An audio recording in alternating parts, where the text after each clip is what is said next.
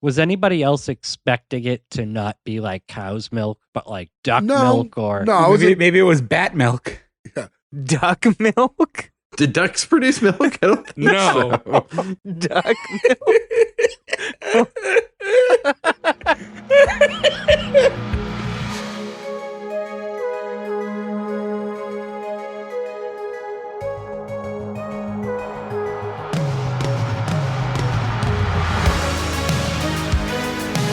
Welcome back, everyone, to S1E1, a show where each week we pick a different sitcom, watch just the first televised episode, and forgetting anything we might know about the future run of that show, rate it and decide if it's a show we want to greenlight or cancel. This week we're going to be talking about Sabrina the Teenage Witch. Sabrina went 163 episodes over 7 seasons, originally airing on ABC and then later moving to the WB. Today we're talking about episode 1, which was called Pilot, originally airing September 27th, 1996. So to get things started, I'm Jay Gags. With me, as always, all the boys, Joe, Ferg, Nick, and Gordo. What's going on, guys? Heyo. hello. Hey guys, knock knock.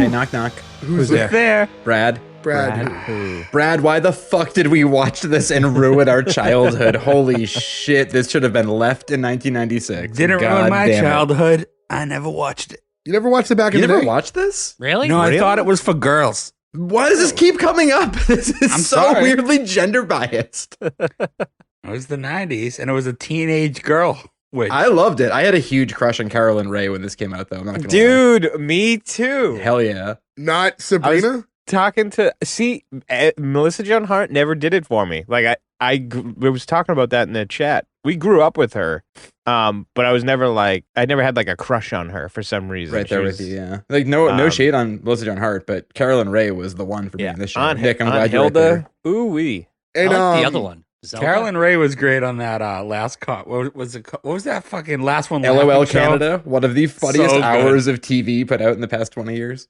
So, before we even get going any further, Gordo, you haven't turned your video on. What are we about to see? Please be Carolyn Ray. Not Carolyn Ray. You a spooky ghost? Well, Oh, you're the No, void. I'm- Oh, what? Fuck are you? I'm a cowboy. I disagree. I don't think you are. You look more like a leather daddy. Yeah. It's like in dodgeball when they get the wrong I'm a costumes. cowboy. I was just have one on, Ferg looks a lot more like a cowboy. You look like when they go to the Blue Oyster Bar in the Police Academy movies. You don't read cowboy right now. Is it because I'm shirtless? You're shirtless with a leather vest Dancing, on. sir. Yeah, that's part of it. He's got no shirt on, dude. But you are actually shirtless. Oh yeah. I hope your Okay. cat scratches you so hard across the chest while we're recording. Gordo, do me a favor. When we're done recording, make sure you take a photo of yourself for us to put on the Instagram. You're not even a bear. You're a cub. What I love the most about this, though, is Gordo's covering nothing. He's shirtless, and the one thing he's covering is his dragon tattoo. No, on his I'll show you chest. the dragon. The dragon can come out. It's Halloween. Why not? Hold on. Yeah, release the dragon. It's not his dick. Excuse me people, while don't I worry. whip this out. We're gonna have to try to grab some I video of this take for you off guys so so many you can see things. it. That was a Blazing Saddles reference, just so you guys know. That's why I said this. That's the end of this suit. Now you look like a jobber wrestler. Yeah. I'm Cowboy Bob Orton. You look literally like Hangman Adam Page. He does No, look- no, not literally. He Looks tougher and stronger than Hangman Adam Page. You look like Hangman James Ellsworth. Oh no. Regionally and offspring tattooally, that seems to make sense for everything. And that's my dragon. The pose. All right, yeah, we'll try to make sure we have a video for you guys to watch on our Instagram. Nobody needs S1E1 to see Pod. video of this. S1E1 Pod if you want to check that out. But yeah, this is our Halloween episode. This is our 4th week of our October spooky, supernatural, untitled block of shows we do every year. Halloween year 2. Last year we did all dress up. This year we didn't discuss doing it enough to actually do it, except Gordo stayed committed, so props to him for that. I had a costume in mind too, and I just didn't have the time to pull it off. Well, if you had to dress up for Halloween, Joe, what would you dress up as? So this isn't going to make sense to the fans because this joke was edited out of an episode, but I was going to be John Bidet Ramsey. So I was going to get a pink cowboy hat and then just shoot water out when I was talking. But I just spaced on it, and Amazon takes so long to get here in Maine that I couldn't get a pink cowboy hat in 3 days. So I had to fucking bail. You live You live so in the middle of nowhere that even Amazon can't get to you quick. Legitimately, the fucking mail didn't come today. I have like 3 things that are like, out for delivery. We'll be there by 3 p.m. Fucking not happening. Yeah, it's a nightmare. What about you, Ferg? What would you be for Halloween? I don't know, I have plenty of emergency costumes, but none that You pertain to didn't pull TV. one out. Break glass for costume. But I don't have any like TV ones. Yeah, I have like old stuff I could have just thrown on. But yeah, basically all I would have done was if I had Halloween plans this year, I would have just used whatever costume I was going to use for that. And I have no plans. So What about you, Nick? I wouldn't have done anything. Nick doesn't dress up, even for real. I wore a Zoom filter last year, if you remember. Yeah, that's Yes, right. you did. I We like did the- costumes last year. We'll have to make sure for next year for anniversary 3. We'll all do costumes. We'll get in the preparation period in like the preparation H in like August. Spooky Dookie year 3. I have a couple shows in mind already for year 3, but Me too. doing 4 every October is aggressive when you're talking about supernatural sitcoms. So it's gonna be tough depending on how many years we run the show. We probably have 2 years left in us. Eventually, we're gonna have to call an audible and then just do Halloween episodes of sitcoms we already did because like that's the only way to do it. Oh no, Rosie the Riveter over here popping in. We could use Gordo's logic and do Harry and the Hendersons because apparently Cryptozoology. is the same as supernatural stuff. It is. It is not. It's all lumped in together. If we're gonna do Harry and the Hendersons, we're gonna break format and instead of doing the pilot, do the one with Hacksaw Jim Duggan.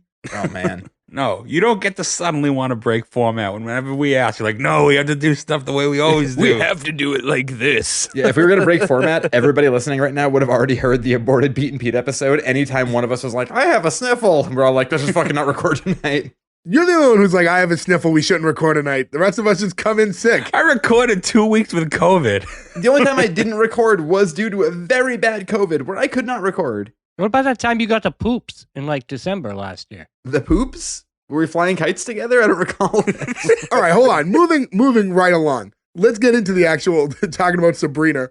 All you Sabrina fans, hopefully that sucked you in. Yeah, I love the first 5 minutes of this where like people are like, I love that teen girl drama when I was a kid. Are gonna turn the fuck off of this episode so soon. Yeah, this show was huge. Again, 163 episodes over 7 seasons. It had 3 television movies that went along with it. Sabrina was huge, and I watched it pretty consistently for years. I loved this show back in the day. Yeah, I loved it. This would have come out when we were like, what, 11? So like right in the wheelhouse of when we would have been Yeah. perfect age for Yeah. it. And it was TGIF, so like I didn't again, think it you're was that conditioned. old, by the way. I thought it was a little newer than that. I thought it was No, it older. makes sense. Because like if I was much old, so I was 10. If I was much older, I would have probably not been interested if I was already like 14, 15. Yeah, I feel like even 12 or 13, like you would have been at a point where you're like, I'm not watching this dumb thing. I was invested. I think probably at that point I might have still been watching, but I don't remember. I definitely like I don't have a knowledge of the later seasons. As I'm looking through the show and I'm seeing stuff that happened later on, like I don't really know anything that happened later on. I feel to your point, Jay, I think I really religiously cared and watched the first 2 seasons and then never anything else. Yeah, I wouldn't know. I'd have to like revisit deeper to know how far in I got on it. Also, too, props to Melissa Joan Hart for getting Clarissa Explains It All and then this, like, almost back to back. She didn't have to audition. The show was made with her in mind. Her mom is the producer of the show. Yeah. And Well, this Oh, was nepotism, Mudge. yeah. But this role was made essentially for her. I will say though, in a world where there's so much shit that's like based on a comic book and they just throw everything out there, this was kind of like a weird offshoot comic show to get thrown out there It was, at it the was a N94. spinoff of Archie.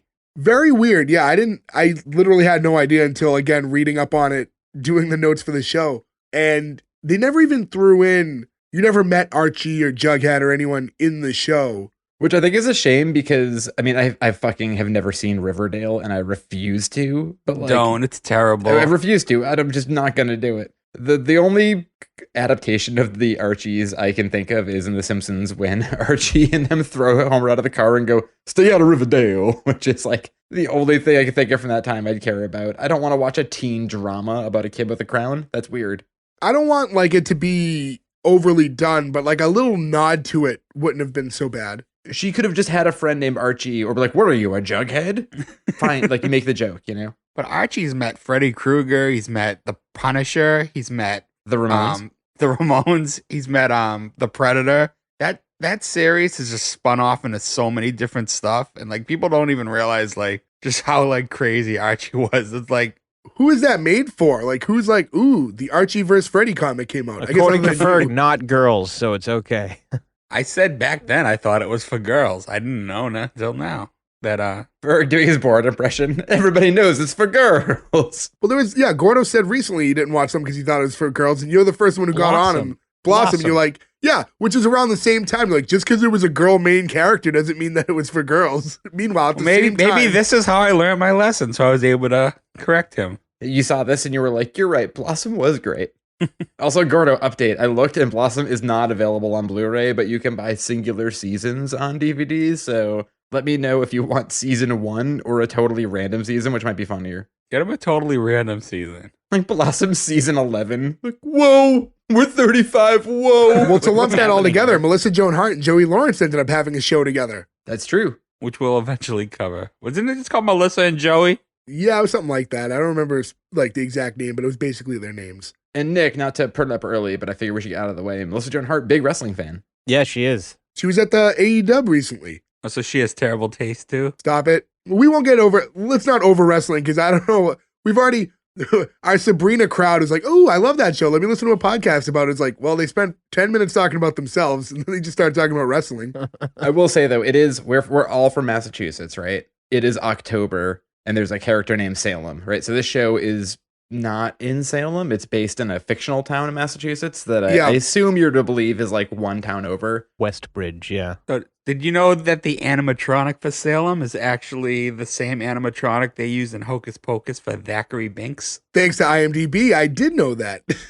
We tried to watch the new Hocus Pocus and I fell asleep in the middle of the Walmart scene, which is like 2 minutes into it. And then I woke up and it was over and Kelsey was like, I can't believe you fell asleep. And I was like, what do you mean you can't believe I fell asleep? Why would you think I cared about Hocus Pocus 2? I love the first Hocus Pocus. I do too, but like I don't care about this one. Let's get into the witches that we're supposed to talk about. Yeah, let's get right into that. So to start it off, we see Sabrina who's laying in bed and she's levitating. And her aunts walk in and they're talking about like, oh good, it's her 16th birthday right on schedule. She's, levitating for the first time. Hilda wants to wake her up and let her know, like, that she's a witch. She doesn't know this yet. And Zelda says no. Zelda and Hilda are her two aunts. Did I make that clear? You did not, but no, we're good now. Yeah, so she lives with her two aunts. And she's like, no, let's just wait until morning and we'll talk to her then. And they walk off and you just kind of see her levitating. And that's about it for the intro scene. So right off the bat, they're letting you know, she's a witch. They're showing you a little bit of, special effects. So you're getting a vibe for the show right away. Yeah, it was okay. I mean, like, I felt immediately this, and into the theme song especially, I felt every bit of the, like, this is an unfair review, because it's really hard to review a show like this as a late 30s guy. You know what I mean? Yeah, like, you got to put yourself in the shoes of the I was demographic. trying my best, and this whole thing was like, all I kept thinking is the best scene ever of Buffy the Vampire Slayer, the movie. It was like, dude, you're floating! So we've had this, like, debate before, and I feel like maybe unfairly we're inconsistent with how we do this, but I feel like the one time you really do need to change like what hat you have on is when it's a show is geared towards younger people. I think that's the one time you really have to be like, all right, this show isn't made for a 36, 37-year-old man. Like, let me get into my headspace when I was a little younger. Whereas other shows that are more adult based, I think it's more fair for us to say this wasn't made for us, but I don't like it, so I'm canceling. I think as the episode went on, I feel like I was able to get a little away from that. But at the very beginning, like, I think it just takes some time, right? At the very beginning, you're like, fuck, this is going to be a long 22 minutes because it'd be weird to rewatch, I didn't get the kids show vibe from it. I got the 90s sitcom vibe from it. Not kid, but teen. Yeah, I got teen. I didn't love this as an opening scene. I thought it was a little too... I think it rushed everything. It was a little too boring. I think they should have done a whole day of her not knowing she was a witch, and tomorrow's her birthday. So you saw her normal life, and then you saw witch life. No, I appreciate the jumping right into it. It's the premise of the show. Just get into it. But I feel like everything about this show is rushed. Like they rushed right away. Oh, she's 16. She's a witch. They rushed the school scenes. They rushed like everything. All of a sudden back in, I won't get into plot stuff, but everything in this pilot felt rushed to me. I will say, to jump in, Ferg, I agree. I feel like everything felt like it was rushed. Nick, I agree. I'm glad they rushed it because I did not want this drawn out. And Jay, I agree. It was a little boring. Joe, don't tip your cap too fast. I mean, this particular scene, I'm saying. Yeah. Well, and from this scene, because it was quick and it's dark, you know what I mean? It's like it's nighttime. There's not a lot going on, and the main character isn't even speaking because he's asleep. So from there, we get into the intro, which is a little more lively and fun. Is it though?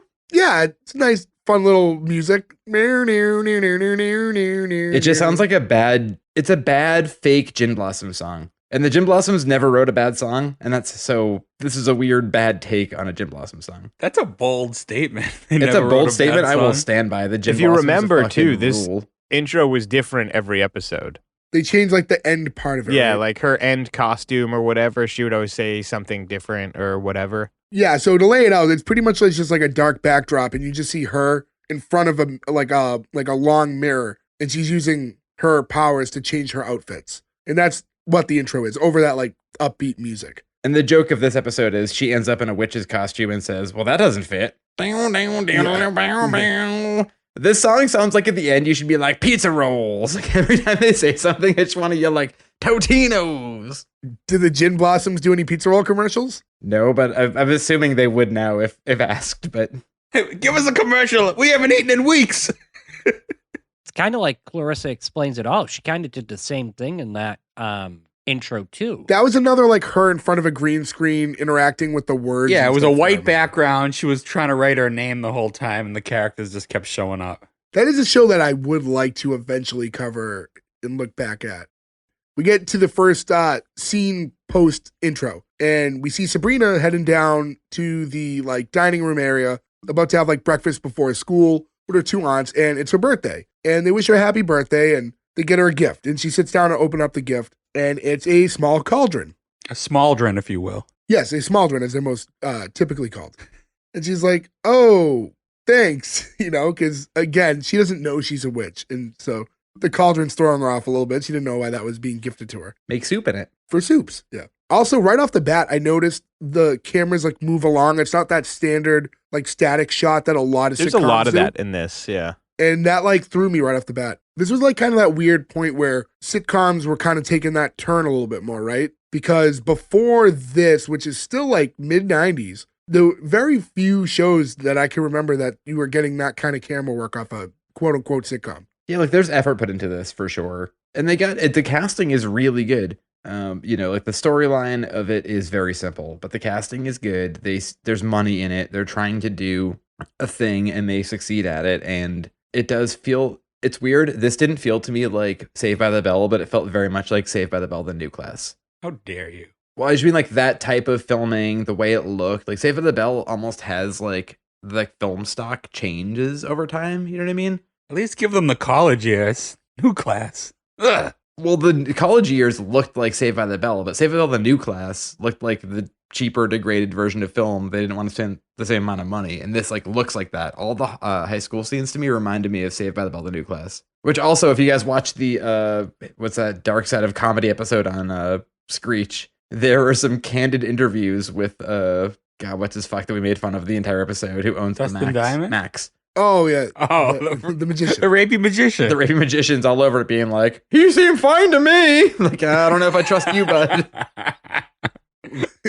Anyways, her aunt, after she opens up this gift, gets right into it and says, "You're a witch." And she's like, "What do you mean I'm a witch?" It's like, "You're a witch." And they explain like, "I'm a witch." Like Hilda's a witch. Her other aunt, your father's a witch. And she's like, "Oh, so my mom's a witch too?" And Hilda goes, "I always thought so." And then they find out, yeah, and it's like, no, your mom's actually immortal. That's why you're here, so we can teach you how to use your magic. Now, I wonder, before that even happened, like, why did she originally think she was moving in with her aunts out of nowhere? Because her parents one was away on a work trip, and the Oh, mother was yeah, that away is true. doing That is other true. things. Good Because the call. mom is in Portugal, I think, and the dad's in the foreign service is the explanation. Chile. Right. She's in Chile looking for dinosaur fossils. Okay, so she's in Chile and he's in the foreign service, yeah. Yeah, and this whole thing was like, oh, you know what? For a second, you almost made me forget about my first day of school. Thanks. And she like heads out. You know what bothers me? They don't it's not, hey, happy birthday.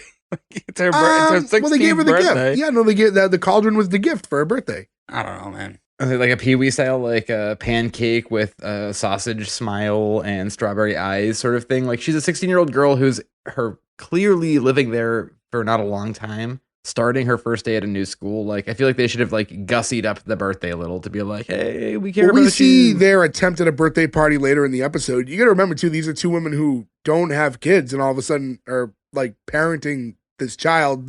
So they don't really know how to approach it, I guess. And they're 500 years old or whatever. It bothers me too that she doesn't believe them, and it can easily be proven by just one spell by either of That's them. true. Yeah, that Like, bugged me. hey, by the Yeah. way, pew. Oh, it's not your birthday. You're not a witch, huh? Like, yeah, like why don't we just do that? And at this point, I think there wasn't much reason for her to believe them, right? Other than them Exactly. giving the cauldron. So her like logic of, oh, thanks for just trying to distract me from my first day at school was like, that makes sense. It's a weird thing I say all the time whenever we watch like a movie or something where they're like, back to school. Or like I have like a genuine moment where I'm like, I'm so glad I never have to go to school ever again. Like it's such a weird thing where like we all did it and it's fine and I'm not knocking education, but holy shit, am I glad I never have to experience going back to school again. Preach.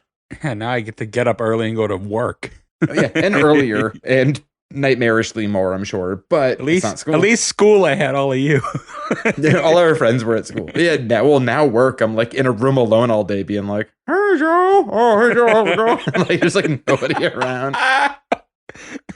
It's like when it's 2:30 in the morning and I wake up, I'm not like, oh, awesome. I'm so glad I'm not going to school. Well, now too, when you like take a day off of work, whatever, like because you're sick, it's not because you're like faking it to watch Maury all day. Now it's like you take the day off work because you're actually sick and you can't do anything fun. God, I miss Murray.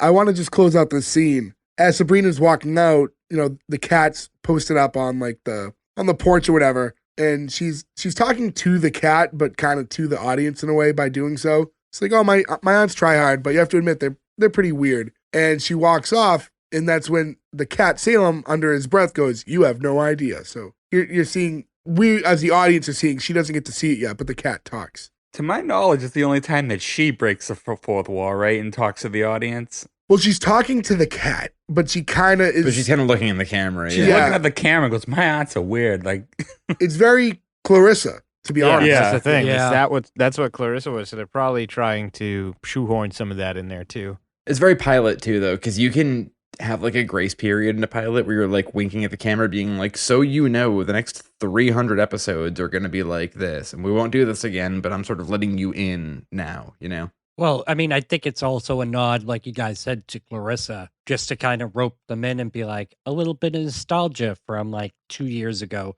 I actually don't know when Clarissa ended and when this began. or About 2 if years, there you're was a right. gap. Yeah. But I want to say it was somewhere around there. But this way, it's kind of a little bit of nostalgia.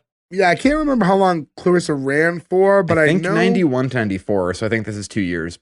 because she's 20 when this starts, despite she? the title of the show. Yeah. it's funny when you look back on these Nick shows, like Clarissa. I thought there was like 10 seasons because we were growing up watching and it was always on. But every single one of them is like 4 years, 3 years, 2 years. It's Yeah, like, we did Hey Dude, and it was like 2 seasons. You're like, what the fuck? That's it? We just watch the same, but like, remember now, like, and, Ferg, you have a kid and, we're all, uncles. Kids, they just watch the same shit over and over and over anyway. So if you had 20 episodes of a show to rotate, that was more than enough because you don't think about it that way. I kind of love that though, because I feel like that's how a lot of us became very broken brained. So like when my niece and nephew were here a couple weeks ago, we're like painting pumpkins and all sort of Halloween stuff, right? And they were like, I was like, what do you guys want to watch? And they were like, the new Addams Family movie, the cartoon one. And I was like, oh, you guys haven't seen it yet? And they're like, oh no, we watched it like 5 times. I was like, oh, you guys are great. Like kids are still kids, right? We're like, oh no, it's good. We'll just watch it over and over again. Yeah, that's fun until it's a song that's annoying as fuck and you have to hear it 50 times in a row. Oh, when it's a song, it's bad. Yeah. the trick is aiming them to something you can tolerate. I actually enjoyed the Addams Family thing. It wasn't that bad. I got Max into like the Muppets super early, so I could just watch a lot of Muppets when he was little. The creator of this show was also a writer on a ton of TV shows, and she wrote a bunch of the episodes of the 2015 Muppets that we did, Oh, nice. which I still think deserved a second season. I thought that was so fun and just didn't I get its due. concur. Yeah, and for those of you listening, Dirty go Muppets. back. We covered the Muppets a while ago. Surprisingly, one of our dirtiest episodes ever. But go back Sexy and go Office listen to that. Muppets. But yeah, the next scene Kermit's here, whole girlfriend. we see Sabrina going into school for the first time. And Sabrina's walking by and she just sees a dude through the window that she takes a liking to and just looks at him through the window. And then her first class, she's heading over to Mr. Pool's class. And he calls her, he says, "Summer's over, come on in." Am I the only one that thought his name was Mr. Pooh at first because he was standing in front of the L of Pool where it was written? No. No. All I thought of was this is Mr. going to be a Pooh. super long episode because Mr. Poole directed Jay's one movie friend of mine, yeah. debut. And I assumed he must have had like a bunch of like chats with him in the trailer about his character. And we're going to have to hear a bunch of Paul Feig stories. No, but yeah, Mr. Poole, played by Paul Feig, who nowadays is most known as a director, but you would know him as the skinny counselor from Heavyweights. His best role. A very funny man who directed a very not great movie that a not great friend of ours was in. Wait, why's Jay not great? Well, I mean, he's right here. You said a not great movie that our Was not he great involved friend is with in. Kids Thank in the you. Hall at all? No, Because I swear he was. I thought I remembered him with those. I don't guys, think so, but at least. Yeah. he's great. He's very funny. He's good acted in in this a ton of stuff, and all I could ever think of is Heavyweights. Because there was another time we brought him up, and again, I could only think of Heavyweights. I mean, he directed Bridesmaids, which is great. So Bridesmaids is great. Well, Paul Feig's great. I mean, look, Ghostbusters the movie, we talk about it all the time. We make fun of Ghostbusters because it's easy to rip on Jay for being in it. No, I make fun of Ghostbusters because it's a terrible, shitty movie. Look, I just think that if he made his own movie, it would have been fine. I think He that did make his own movie. That's why it's terrible. He fought to make it like that. Yeah, but I didn't want him to make one that was too far in because we all grew up with Ghostbusters and that would have been worse. You know what I mean? Like, I don't know. It's a weird thing. I think the cameo parts were the worst part of the movie where it was like, here's Dan Aykroyd. Like, I don't know I'm what that afraid of no is. ghost. I'm the cabby. It's tough when you have like any like popular IP like that you're trying to do your own take on. It's near impossible to satisfy the fan base. So you don't do your own take, and then you satisfy the fan base. Why don't we satisfy our fan base and get back into Sabrina? Why don't we satisfy our fan base, Gordo, and you black out your videos so nobody has to see this anymore? Just saying that. We get into Mr. Poole's class, and he's talking to everyone about, they're going to get into some biology here. And it's going to be that, like, frog dissecting class, which is that, like, we never did that in school. We never did do that. And it's a huge trope in TV and movies with dissecting pigs or frogs or whatever. We never did that. And I don't think many people actually do. Fetal pigs. I didn't. I never did. I don't remember fetal pigs. I think that was a dream, Ferg. And by the time we were in school too, like there's a lot of TV show episodes where it's like, well, you might have to take a C if you don't dissect it because you're refusing. And they're like, Yeah. I took it as a personal thing. I remember when they were like, if we were gonna do anything like that, they would have been like, oh no, you're fine. Like, no, this is optional because you can't just ask people to dissect an animal. You know what I mean?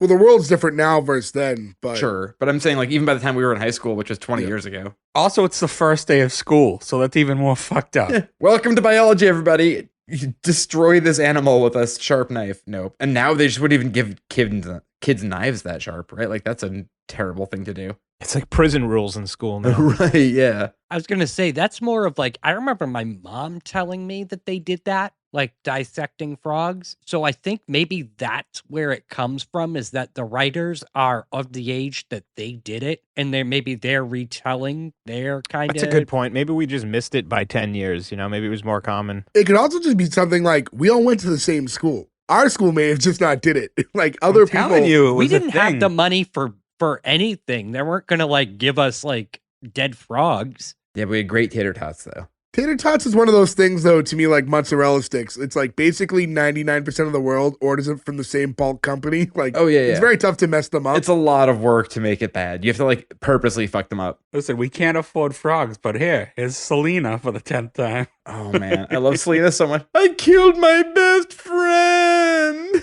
Anything for Selena's. And Joe, your best opportunity to talk about that was when we covered Rob, which if you guys want to go back and listen. And I was literally laying in bed in COVID, thinking I was gonna die, in my Selena t-shirt, being like, I'm missing every moment of this.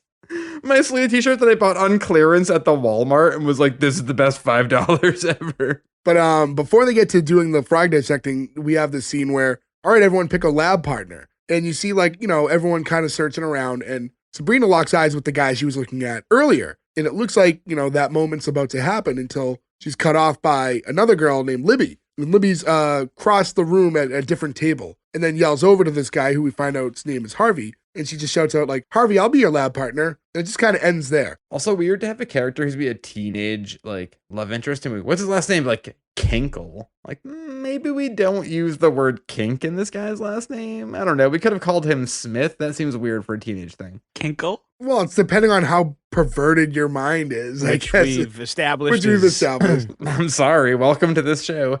She's a witch. His name is Kinkle. I imagine things are going all What over I the thought place. was weirder about his name is that they are a suburb of Boston, or they're supposed to be anyways, and not everybody's calling this dude Javi. Hey, fucking Javi. Javi. Dude. What's up, dude? That was a great fucking pass the other day, Javi. Yeah, the fact that everybody in this high school wasn't a fucking nightmare from Boston is a bit of a non-realistic thing because they're clearly in the North Shore because they're not supposed to be Salem, but they're, I think, supposed to be like a town next door. They're It's like definitely West eating Borough or roast something. beef sandwiches. Oh, for sure. I think to the older generation, it's still going to be like your clam chowders and stuff, but the roast beef sandwich is taking over a little bit as being a known thing in the North Shore, Boston area. By who? It's becoming like a bigger thing that's talked about locally, which will become, it will spread as time goes on. You just need one of those food shows to be like, when you're in Boston, make sure you go get a roast beef sandwich. But they're going to tell you to go to Kelly's. And it's Didn't gonna be a whole Anthony thing. Bourdain do that? He went to Belle Isle Seafood, which is in our town.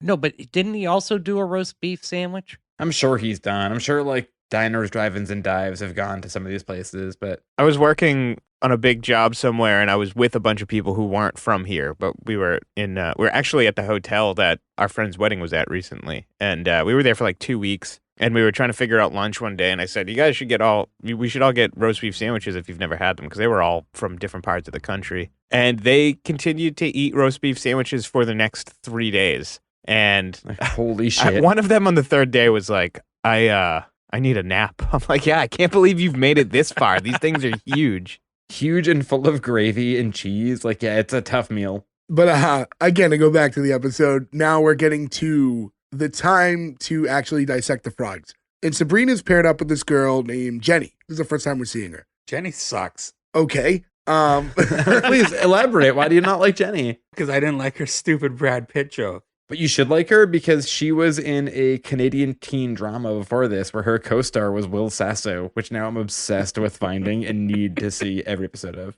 This is the first we meet this character, and I thought she was like everything about her, just the way she spoke, and she gives like she's such a 90s character. She's the 90s. She is very friend. 90s, yeah. I feel like she just fell out of Saved by the Bell and then into this show. Yeah, like at one point she was like, Mick World. It could happen. You'd be like, yeah, that's right. That's how But it's this works. weird because like you could also pluck the same character and put her in a like My So-Called Life as well, you know? She also, I know this is a few years later, but like Meadow Soprano's best friend in the first season of Sopranos is basically exactly this girl. Like looks just like her, acts just like her. Radical. That's early 90s. She's telling her, oh, let's name him Tadpole. The worst fucking joke. Yeah, tell me she doesn't suck. I mean, that joke sucks. I mean, all of her jokes do suck. I just don't hate this woman for no yeah, reason. not based but on, these jokes like suck. a couple bad knock-knock jokes. It would have made more sense to call him Tadpool. I was thinking that, actually. That makes sense. Yeah. That would have been a good play. I hate having to give this to you, but here we are.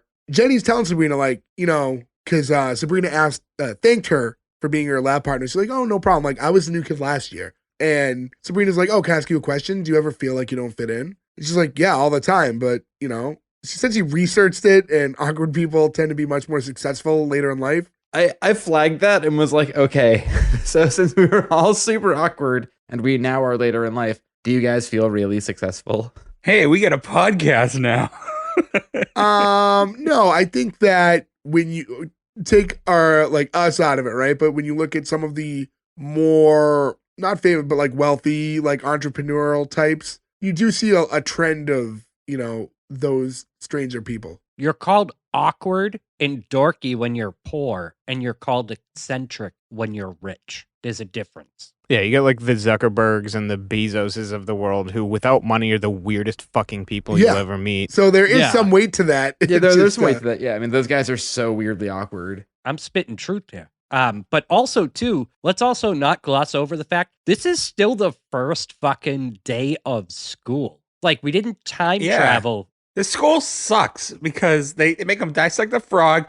On the second day, they give them a fucking pop quiz. It's like, God damn, this school. Yeah, for us, the first day of school was always a half day, and it was like, here's a schedule, here's your locker, like roam around for a bit and figure out where shit is. We'll figure this out later on. And it started on like a Thursday, so it was a short week, and then you came back for a full week later. This seems like a lot to put on the plate of a student. Do we know for sure that it's not just her first day? No, it's all because Mr. fuck Poole introduces you. himself. God damn it. No, at the beginning, the teacher says summer's over. Yeah, I Okay, was you're gonna right. You're right. say- All right. All right. I was gonna say, otherwise, Jay, fuck you for ruining every argument we have for the I have 5 pages of notes.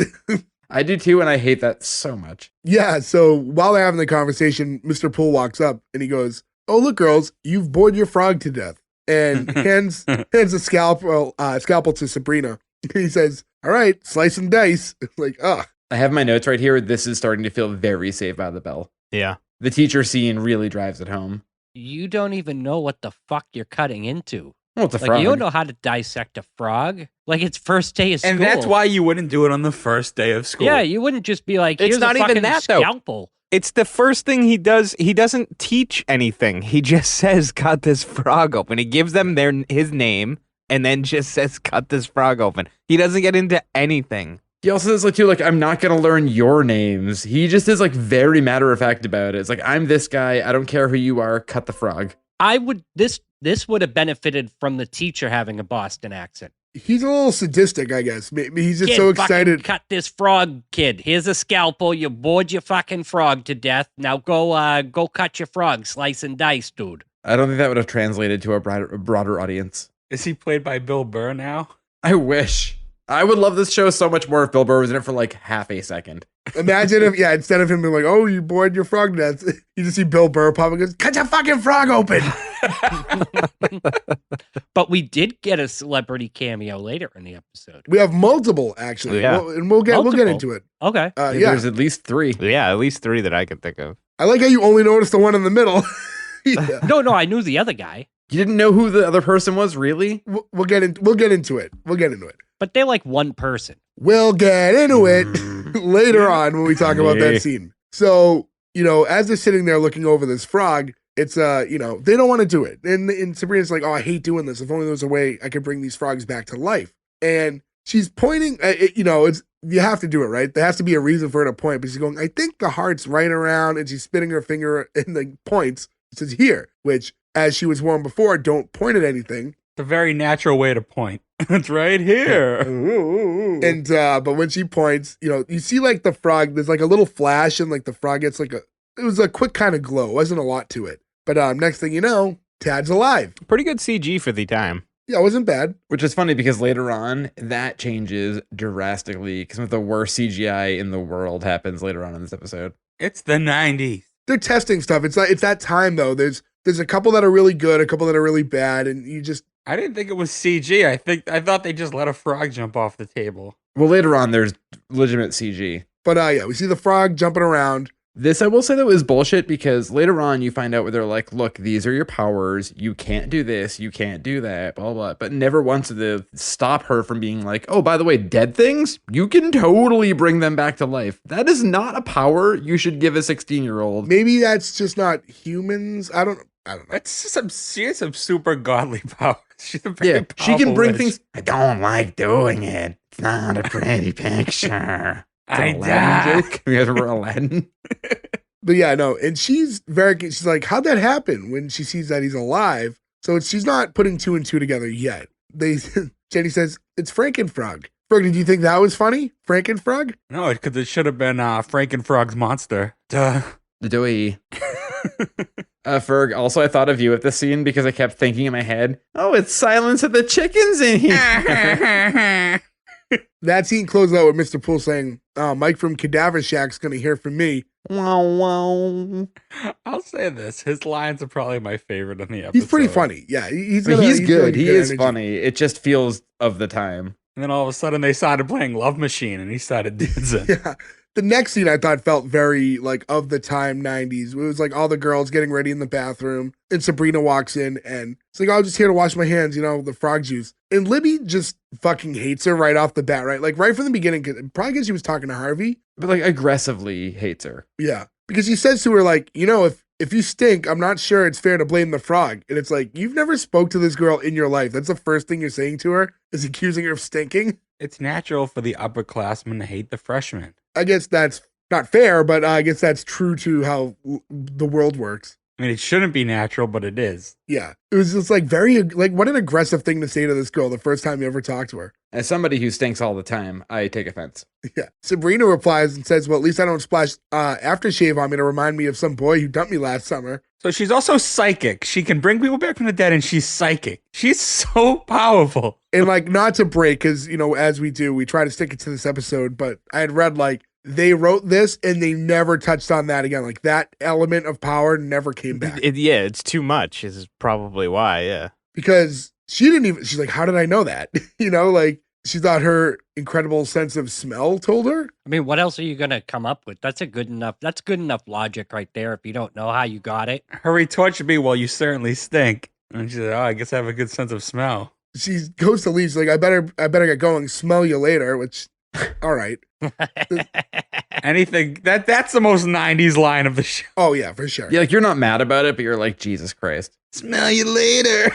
And Libby tells her, wait, don't come back here again. Like, from now on, you have to use the freak bathroom. And she's kind of like pointing at her sarcastically. So Sabrina goes to mock Libby and how she was acting. This was like a smarter way to get her to move her finger around, I guess. But in doing that, she's pointing at Libby, which makes Libby start to draw all over her face with her lipstick. No, I want to bring this up. This is probably no surprise to anybody who listens to this podcast, but like, we are 5 people who would have been relegated to the quote unquote freak bathroom in high school, but we didn't have that.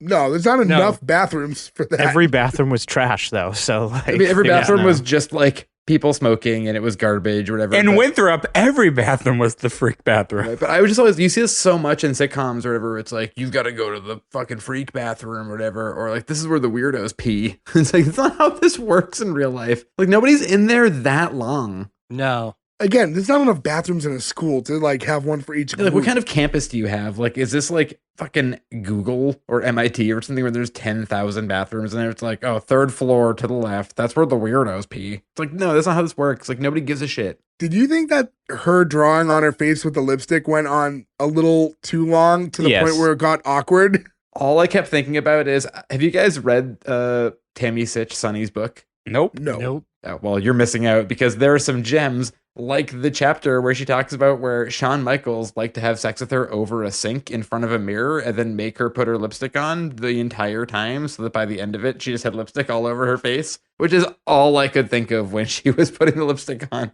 because it got like all over. I was like, she's either like Heath Ledger's The Joker or like the weirdo drugged out Shawn Michaels Sonny sex scene. Yeah, all I could think was Steve Buscemi putting the lipstick on and Billy Madison. Listening to Telephone Line by ELO. One of the best I thought scenes this in a had a movie very ever. like horror movie vibe the way it went on for so long. It did go too long. It's very mommy dearest, like mommy love me now, sort of thing. This is when I noticed for the first time is there's no like musical transitions from scene to scene. It just goes to the next scene every time. There's a lot of that, yeah.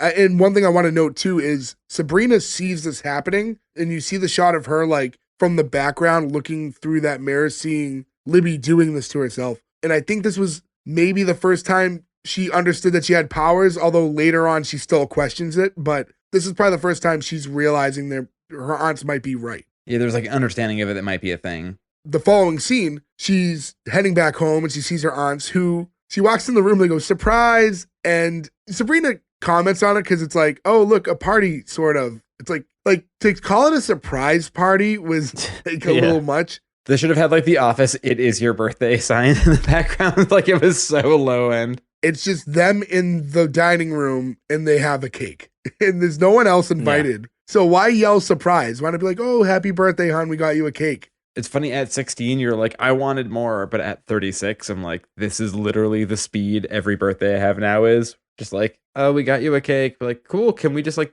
hang out? I don't want to do anything or see anybody. Like, I don't want a big party. When she sits down, they're like, oh, we have a present. It's from your father. And they hand her this giant book. It's like, oh, an old book, a black pot. Doesn't anyone shop at the Gap anymore? They mentioned the Gap like 9 fucking times. 90s. They keep mentioning the Gap. And also like Sabrina the Teenage Witch brought to you by Big Pineapple. Like this, if there wasn't pineapple money behind this episode, I will eat my shirt. This is a fucking weird thing. It's the best fruit. I mean, I love pineapple, but they go hard. They just keep mentioning it. Like even there's scenes later on where like they're 5 scenes away from it, and Carolyn Ray's just like, we could have poi on a pig. You're like, okay, fucking we're past it. Just keep moving. I don't trust Big Pineapple is what I'm saying. But I'm just saying, Joe, that you better get to eating your shirt because I don't think Big Pineapple was behind this. You better start looking like me, buddy. And yeah, in fairness, Gordo's right. I don't know if there was a big play from Big Pineapple to fund the episode of Sabrina to drive That's up what the pineapple. Big Pineapple wants you to think. Yeah, it's true.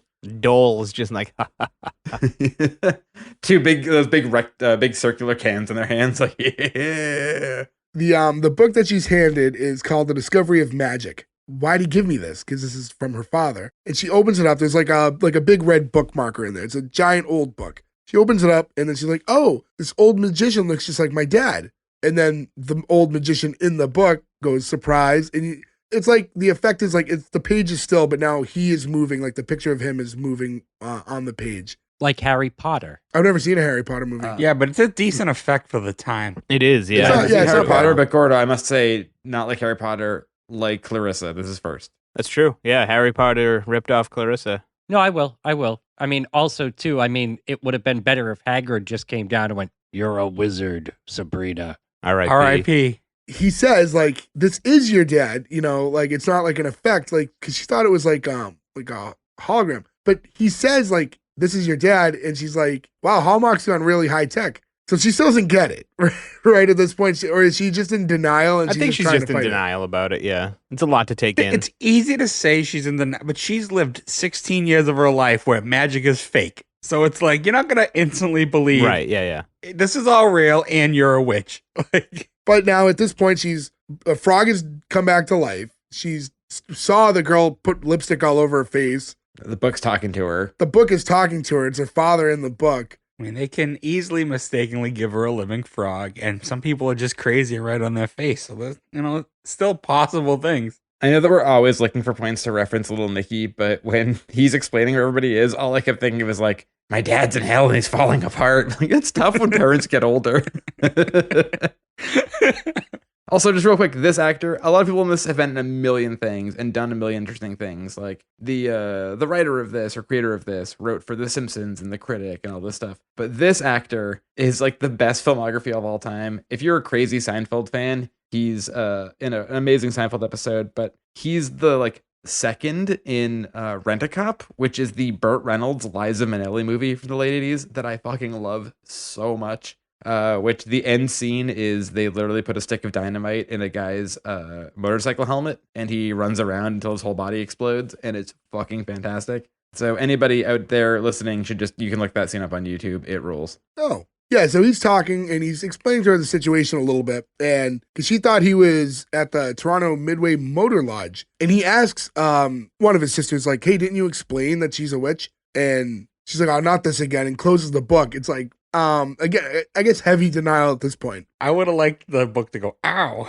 Yeah. My night thumb. Also, the dad here is the only person this entire episode who plays it like he's swinging for the fences. Like he plays it like serious and empathetic, where he's like, now punky. Like he's basically just like, Punky.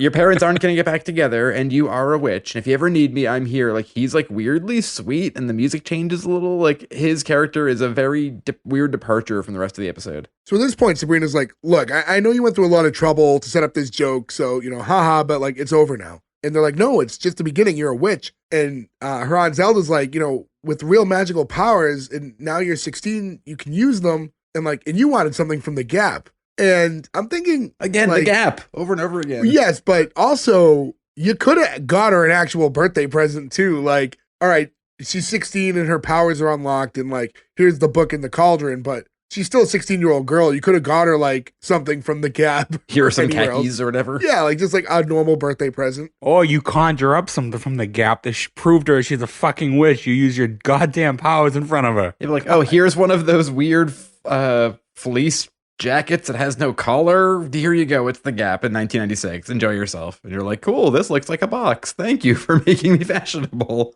Sabrina's kind of like over all this, and the whole, like, this is my dad in a book, like, this is crazy, like, so she runs up to her room.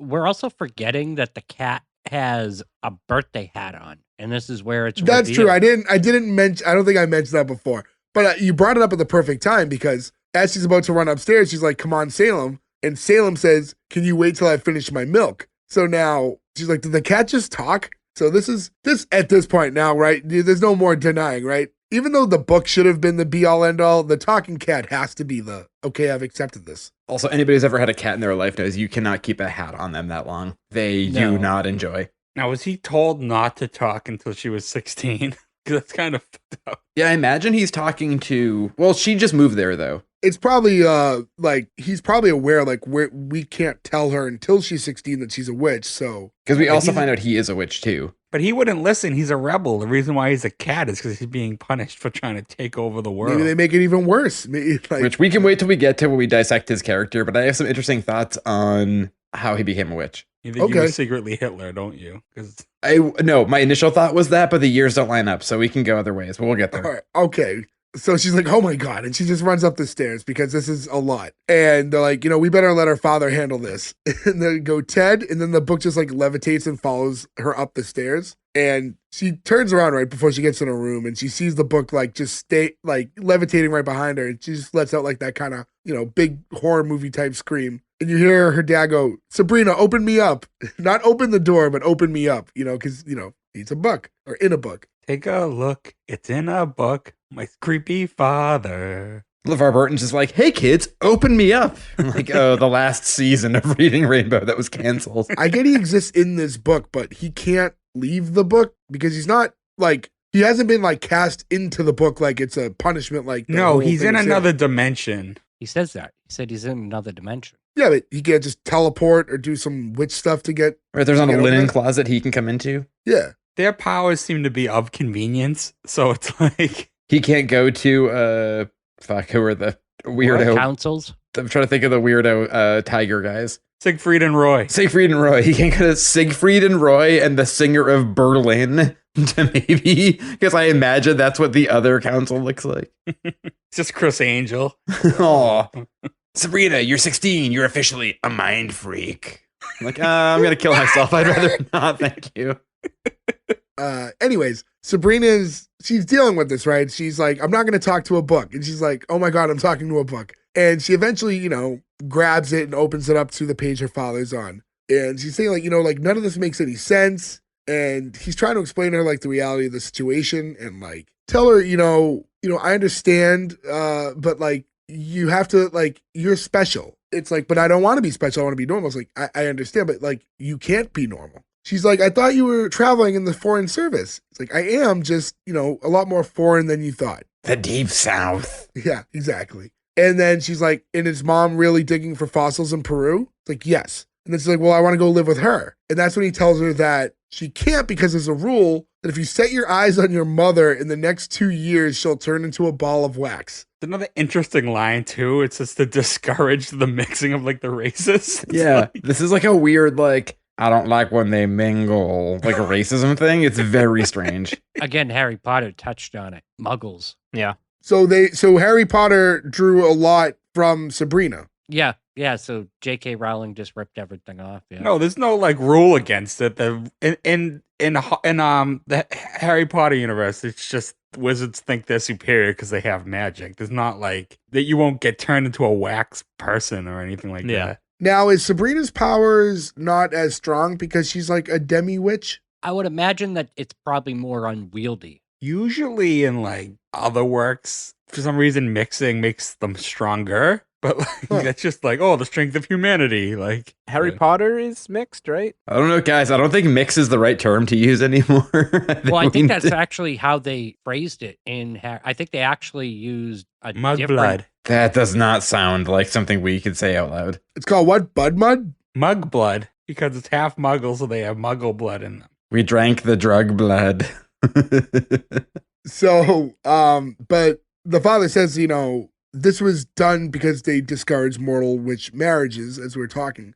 So she's like, oh, so that's the reason you and mom got divorced. He's like, no. So you think maybe you guys, a bitch. yeah, it's like, It's like, nah, she's a real fucking bitch. I love that he just can't help it. He like you can just immediately see him like sneak the top of a Budweiser can up as he says it. It's like, nah, your mom's the fucking bitch. Like, again, that's where the Boston accent comes. You guys acknowledge he did not say that, right? You guys, he meant it. In my world, it I was gonna say you guys are willing it into existence, but he didn't say that. But she does ask. Oh, like, he implied it, sir. Well, no. She said, do you think like maybe then you and mom could get back together? And he's like, no, that's another ship that sailed. Because she's a bitch. I mean, he didn't say that. He said it with his eyes. I think it's one of those, it's weird though, right? Because she should be smart enough to know like, okay, oh, that's why you got divorced. No, it's not. Oh, so you can get back together. Well, no, clearly, because you already just established that, no, there's another reason we got divorced. And before this closes up, he tells her, you know, if you ever need me, like I'm in the index. So he will forever exist in this book for her when she needs him. I kind of hated that because like there was an 80s, I forget who it was, Bell Systems. It was like, if you need me, I'm in the book, right? Like that was like a Yellow Pages ad forever. Like that was like their motto. So it'd be like, if you need me, I'm in the index. Seems like, wait, what? Like you just missed this cultural reference, and why would she be in the index? Like you have the bookmark. That was a weird line for me. I know that's a very specific weird thing, but like throughout the show, does she go back to the dad, or is this like he was never fucking seen again? I looked it up because I couldn't remember this. He's only in 2 episodes. Huh. Interesting character to write off. Her dad. Yeah, her dad. And I don't know. I don't remember if you meet her mom or not. I didn't look her up. The mom just shows up and gets turned into wax. Her mom just rolls into the room as a giant ball. I still love you, honey. Don't leave her in the sun.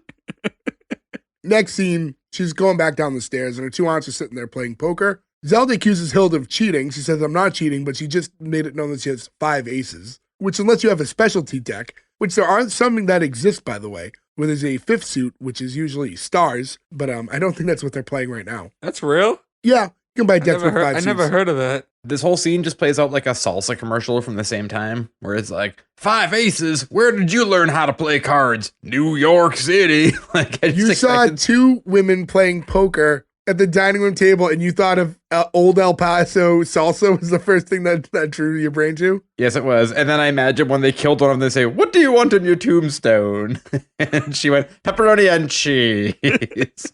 You know how I eat, and you are surprised I don't like salsa. Yeah, but salsa usually goes at nachos, which are usually filled with meat. I do cheese. All right, well, I'm surprised. It's interesting when you think about salsa as a fruit paste. Because it's tomato. Good point. Yeah, so anyways. Food corner with S1E1. So Sabrina comes downstairs and she's talking to her aunts and she's like, okay, I talked to my dad and I've thought about it and I guess I believe I'm a witch. Like, what the fuck else did you need to happen at this point? Like enough has happened. Listen, man, she's an angsty teen, all right? I don't believe anything. She's not angsty but she becomes angsty though. Like, it's a kind of a waste they didn't get the licensing rights for like, I don't care what song, but like some rock and roll song, right? Like, imagine if when she's mad at the end and she's like, I'm sick of this at the school and everything, if it was like, I'm a bitch, I'm a lover.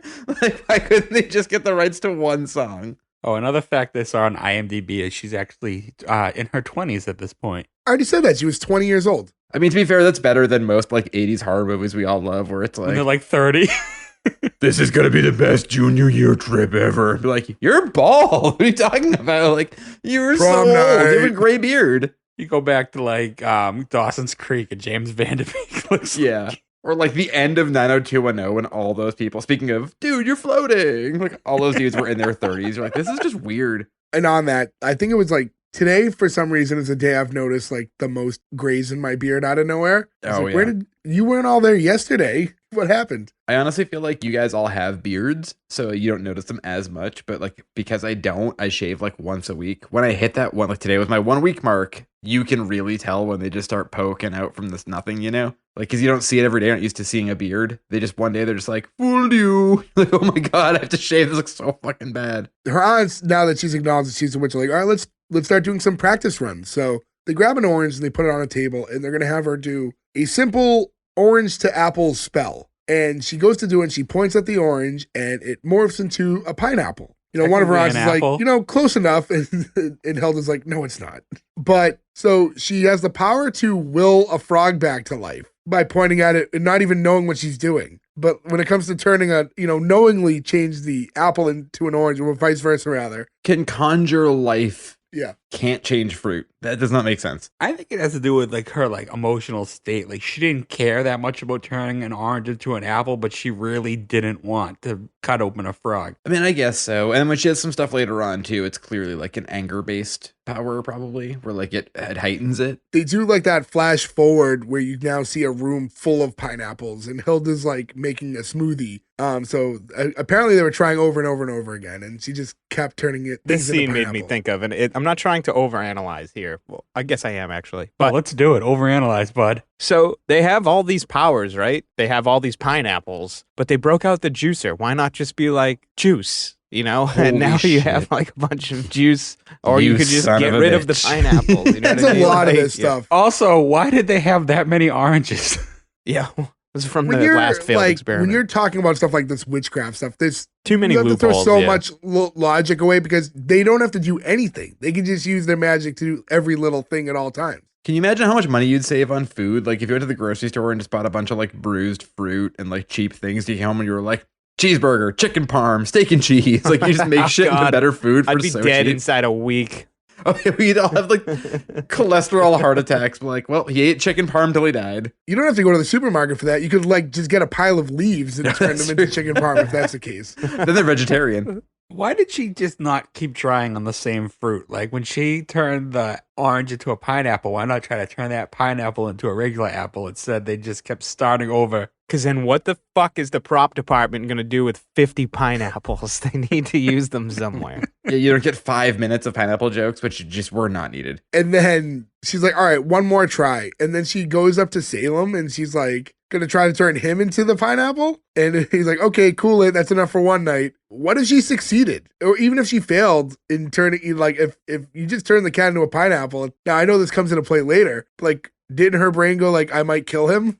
Right, like you might murder all of this cat, and that's not gonna be fun for anybody. Because the aunts were there to turn him back if it did. Well, I mean, I guess she's young too, right? Like she's learning, and the aunts are there. They're like, why don't you go upstairs and, get some sleep? You have school tomorrow. And she's like, I'm a witch and I still have to go to school. I'm like, yeah. And she's like, unfair. And then she says, hey, maybe I'll turn Mr. Poole into, and then, gets cut off. And they tell her, hey, be careful and like, be careful what you point at. And she tells her Aunt Hilda, well, you're pointing at me right now. And she's like, well, I have the safety on. I thought there should have been a visual there. Like, you don't see anything on her finger. Just a sound effect, like a pew would have worked. Yeah, like there. anything to make it known that there is a safety on her finger. Yeah. Well, I don't think there is actually a safety. I think she's just just being witty because that's her character. Right, but the joke of it too is she could have gone like, and like smoke could have come out of her finger. Yeah, right? Like you do something. Then they have the next scene is just her asleep before school, but she's levitating again. But this time she wakes up to the alarm and goes to shut it off and falls off of being levitated. It was a quick gag. I find this uncomfortable in the Northeast, right? Like, so it's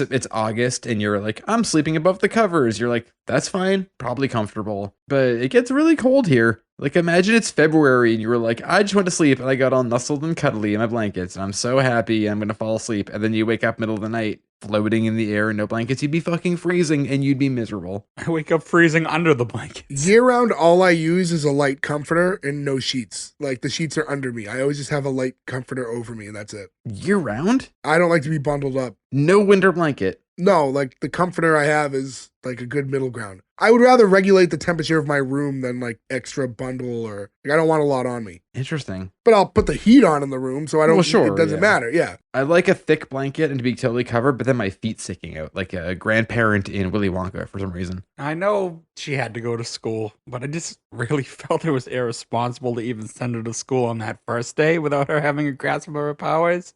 Anything could have happened, yeah. Like, at first she didn't even believe that she was a witch. Like, now she kind of believes, so you can say, hey, don't point at people. But day one, she's like, well, she has her powers, and they let her go to school. She could have fucking killed people. Just like, hey, nice to meet you. Like, we've all seen like, movies like Carrie, right? Like, yep. Unchecked power and then anger leads to bad stuff. From there, we get to the next scene where she's heading down in the morning to go to school. hurry up, you're going to be late. She's like, well, can't I just turn back time? And they're like, oh, no, you can't change time. That's one of the rules. Cher taught us that. Yes. Now I'm just thinking about the music video. Oh, with her butt tattoo? Yeah, with the fake tattoos on her butt. Cher also played a witch in a movie. Oh, yeah. And I said a movie because the name's escaping me right now. The only movie I can think of with her off the top of my head is Moonstruck, which she does not. It's post Moonstruck and post Mask. The Witches of Eastwick. There it is. Yeah, Jack That's Nicholson, right. Thank you. She was in The Mask? No, The Good Mask. No, Mask, not The Mask. The good movie called With Mask. Rocky Dennis. You don't like The Mask? Yeah, you don't think The Mask is a good movie? Oh, no, I love it. I just think the Cher version of The Mask is a better movie. And also, I found a sealed VHS copy of it like a month ago, and we hadn't seen this since I was a kid. We brought it home and watched it, and we were like, this is going to be really weird. We'll see what it's like, whatever. By the end of it, we're both just like, Cher just loved that boy so much. Like, it emotionally crippled us. Do not watch that movie now. It is so depressing. You don't I promise have to you worry I about me won't. watching that movie. Yeah. I will say, though, Sam Elliott, hot as fuck in that movie. And Cher, also hot as fuck in that movie. Joe, I've known you over 30 years, and there's just so much about you that still confuses me. Like, oh, what? A sealed VHS copy of Mask? We need to go home and watch this.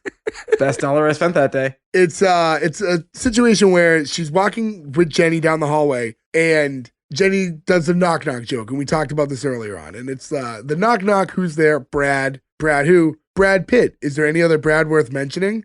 Joke sucked. The joke did suck. Bad joke. Yeah. I don't think it was dated either. I think that joke sucks in any time period. And it's another quick scene like from there. We're seeing like kind of her day flash by very quick. And Ferg, I know this is an issue you had, but the very next part was them finding out that they have a pop quiz, and that's just like a really brief moment. And then And she gets Marsha Brady'd. yeah, it's the exact same thing. Yeah, Right in the forehead, yeah. with what was probably the lightest football of all time, because she doesn't move, flinch, nothing. It just like hits her in the face, and like They're not going to throw a real football at her but face. she didn't even react to it. Like, Now, Melissa, we're going to really drill you with this football. Okay, be ready. We got Troy Aikman. I'm not saying like throw a legitimate football at her face, but she didn't even sell the thing. It just like grazed her face, and she didn't even like move. This must have been before she was a wrestling fan. She didn't learn about selling. Right, she would have taken the bump. I wish they just did the Simpsons noise, though, where it's like, man getting hit in groin by football. I goes, Boing. if it hit her in the face and went, wham, way funnier scene. The benefit of her being hit in the face was because later on they're in the cafeteria and she's sitting with her friend and they're about to eat. But then Harvey, the guy that she's had an eye on, walks over and asks if he could sit because he was the one who threw the football and he feels guilty about it. So that was like the positive. It got them to finally really, talk to one another. And she was thirsty, and she's like, can I have Harvey's milk? Yeah, so Sabrina, she's doing like the thing. Are you happy you're getting the Gordo treatment now with your terrible jokes? You get dead It was silence. honestly worth it just to see you guys' faces just drop with anger right there. Sabrina, very smitten by Harvey, right? So even though he just hit her in the face with a football, the first opportunity she has to talk to him, she's like, you have a really good arm. Like, she's like celebrating him for a job well done, hitting her in the face with And this like, football. shithead dude, too, immediately is just like, oh, thanks. Instead of being like, hey, fucko, why are you throwing a football in the middle of the hallway at nobody?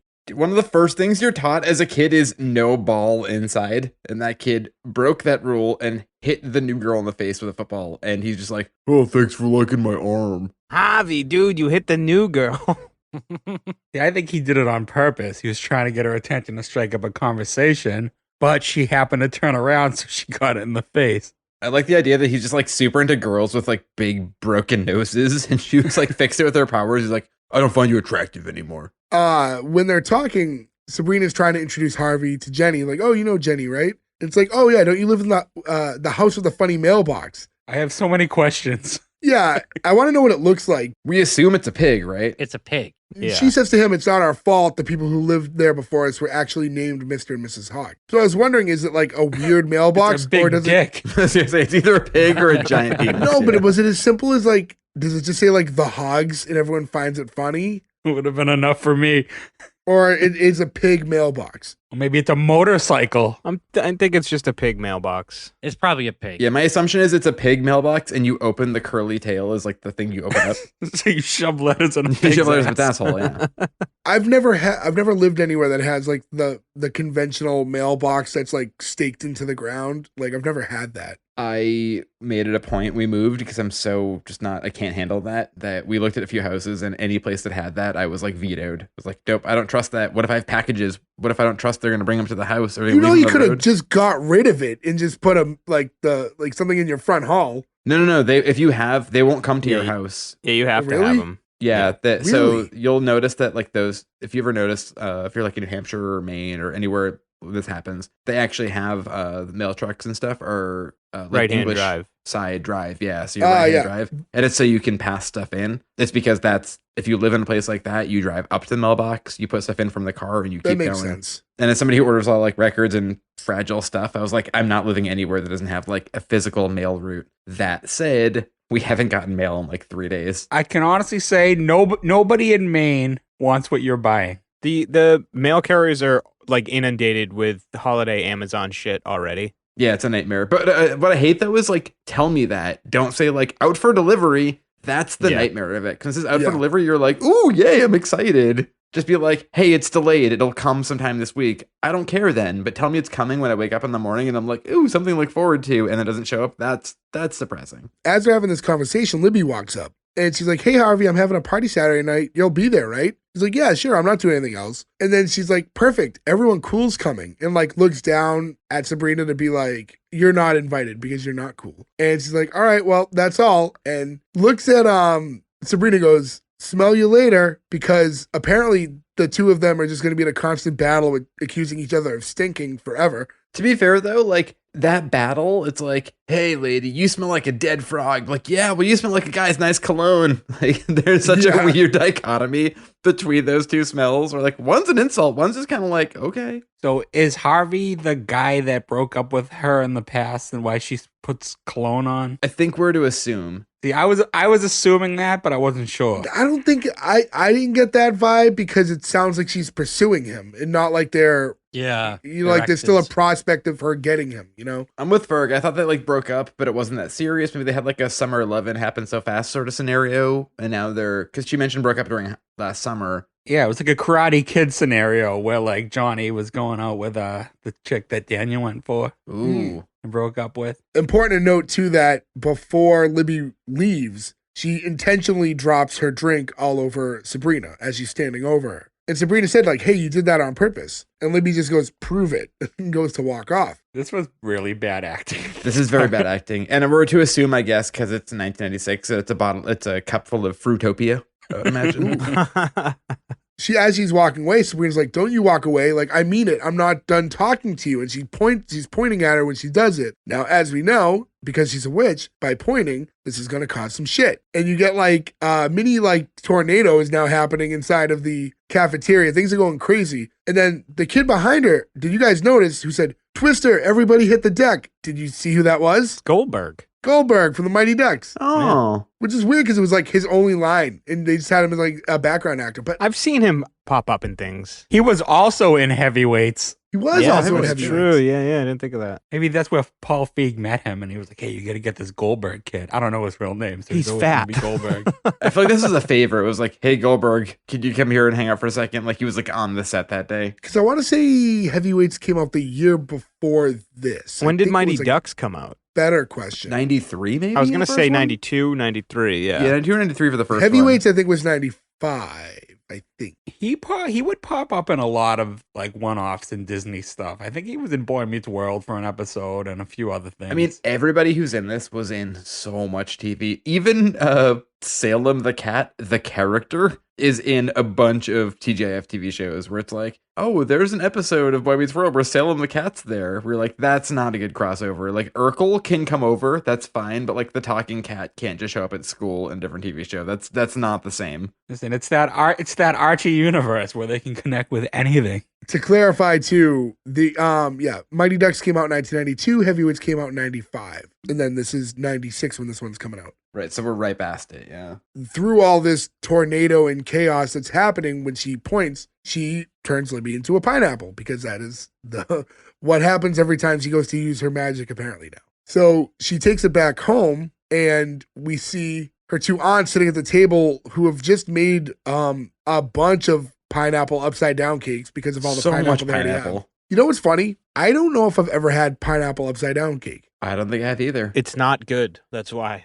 Really? I didn't start liking pineapple until like my mid-20s. I thought it was gross when I was younger, so It's my favorite fruit by a mile. I love it singularly. I always hated when it was. I'm a huge proponent of ham. I fucking love ham so much. I do not like people put pineapple on ham, but I love ham separately and pineapple separately. Oh, that always made sense. I don't like eat them together, but they're always cooked with like pineapple rings. I never like, liked over it the cooked ham. with it. It makes the ham sweet all of a sudden. Ham shouldn't be sweet. and the pineapple salty. I feel like it should be. It usually has like a sweet glaze. Oh, I don't Yeah. like the glaze. I like just standard ham, and then you put so much mustard on it. Like Ew. boiled ham? No, No, you don't No. boil it. You bake it or grill it. Man, what's wrong with I like ham and mustard too, Joe. Don't let them. Yeah, thank you, Nick. Yeah. Mustard and ham is a very classic combination. no, I'm not denying that it is, but like a honey baked ham, like that's not like a Yeah. thing for you. Like that's not enjoyable. I don't like the glaze. I don't like things that are too sweet. I do like those though. Those are good. Now, as her aunts are eating their 4 pineapple upside down cakes, she walks in with another pineapple, which is Libby, and she says how she hates being a witch. She just turned the most popular girl in school into a pineapple.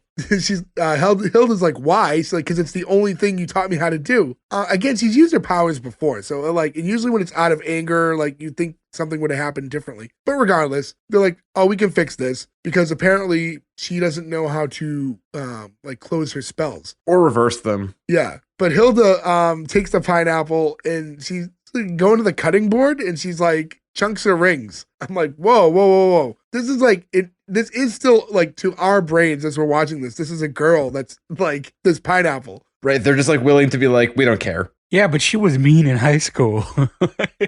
To be fair, in classic literature, witches eat children. That I guess that's true. Yeah, that's fair. Yeah, even in Hocus Pocus, they trap the 3 goons to eat. No, they want to eat their souls. Doesn't matter what they want to eat, they're eating that kid. Zelda stops her from cutting up the pineapple and says there's other ways. And again, like I said, Sabrina doesn't know how to seal her spells yet. So she grabs the pineapple, puts it on the table, and does the spell, the popular girl is not a fruit. It's like, that's the best you could come up with. Like for the writers, that was the best line you could figure this out for. I feel like that would have worked if it was 2 lines. I feel like it would have worked if they've established that certain things had to be said for every spell, where every other one is just you point. Now suddenly this has words. But at least these things, if they were like, you know, character actor Neil Pruitt, the girl's not a fruit. Like it's the succession of things where you chant where it makes it work more. Like if you like make a thing, you're like, I don't know. I definitely hate what you just came up with more now. So yeah, I don't like that either. You know what I'm saying though? Like it's if you do 2 lines and 1 rhyme ends, like that's what they always do in movies where that's how you make a spell. Yeah, but just speak some like fake fucking witch gibberish, you know, like, you know. Kalamazoo! Yeah.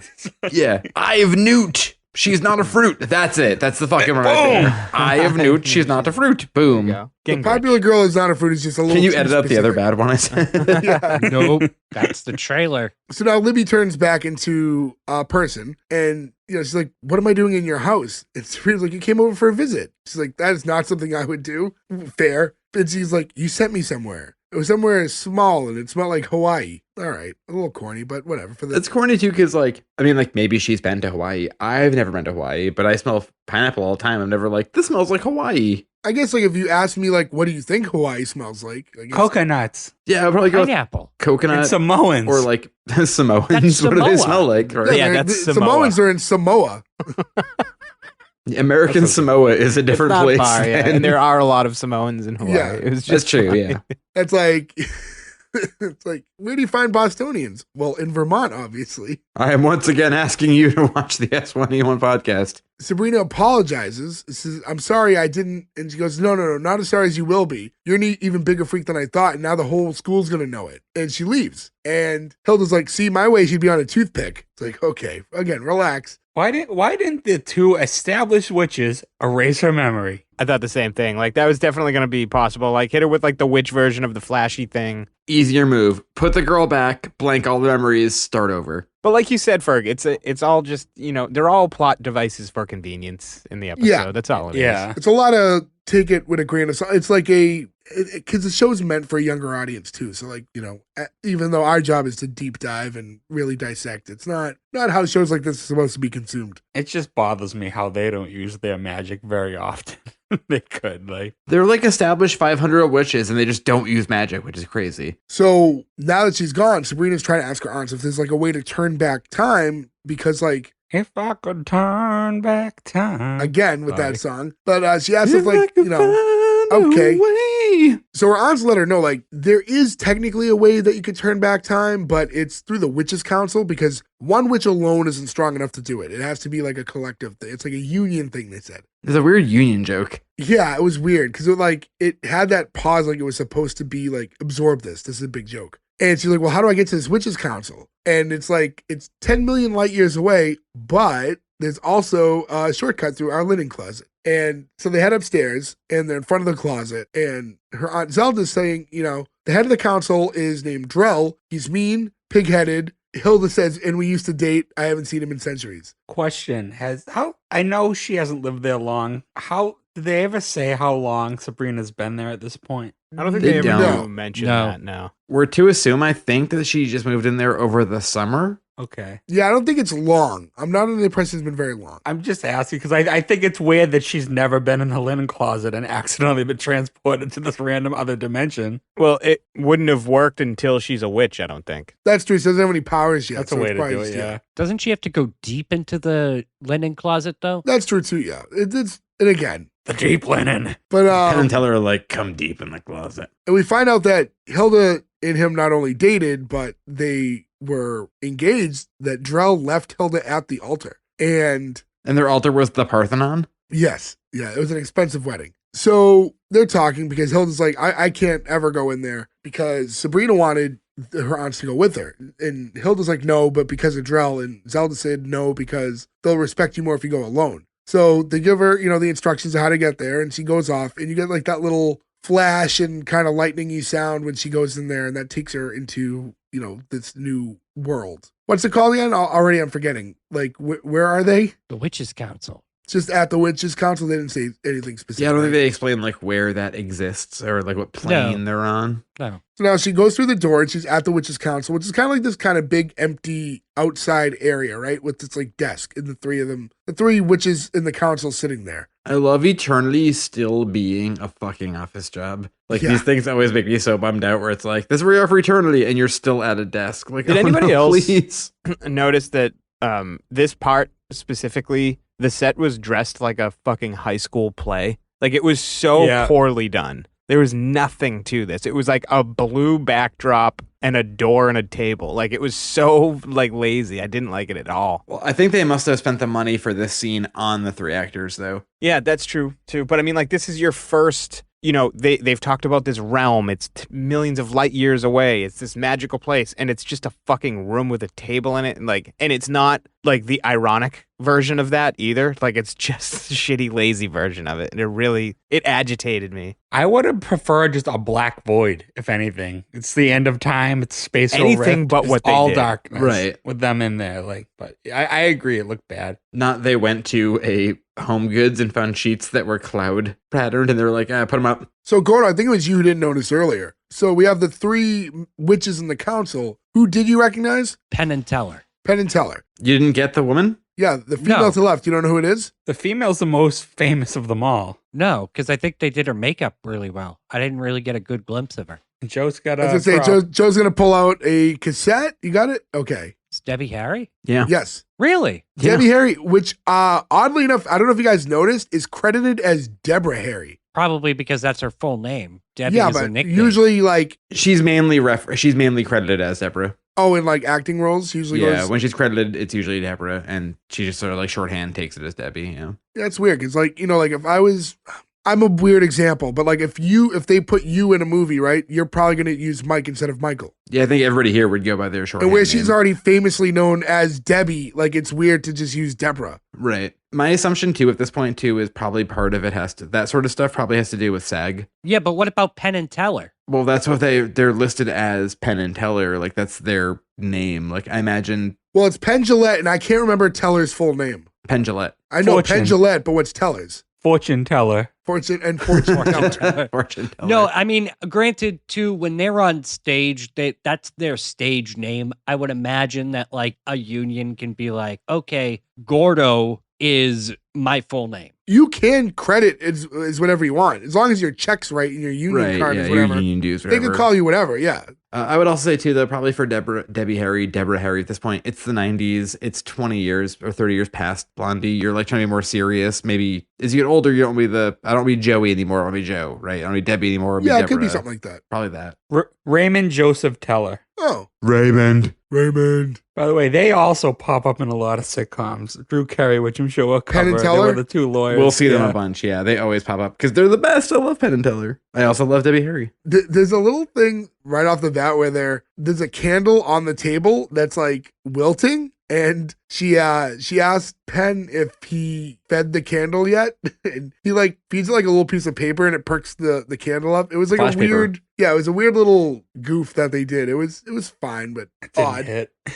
But it's like it's one of those things where like as a wrestling fan, I loved it because right, that's like classic old school wrestling where you throw a fireball. That's what you do. You throw the flash paper at people. So I was like, oh, this is like Jerry Lawler. I don't think that was the reference they were going for. Well, probably not with a teenage No. girl on the show. They ask if she has an appointment, and she's like, no, I don't have an appointment, but I brought a washcloth. And then Teller's character takes it and just starts eating it. And when he eats it, it sort of looks like a ravioli to a point where I was like, I want raviolis now. Like it was like oddly appetizing. Looked like Wonder Bread. I don't know. With this joke, I feel like there was a scene earlier that was cut.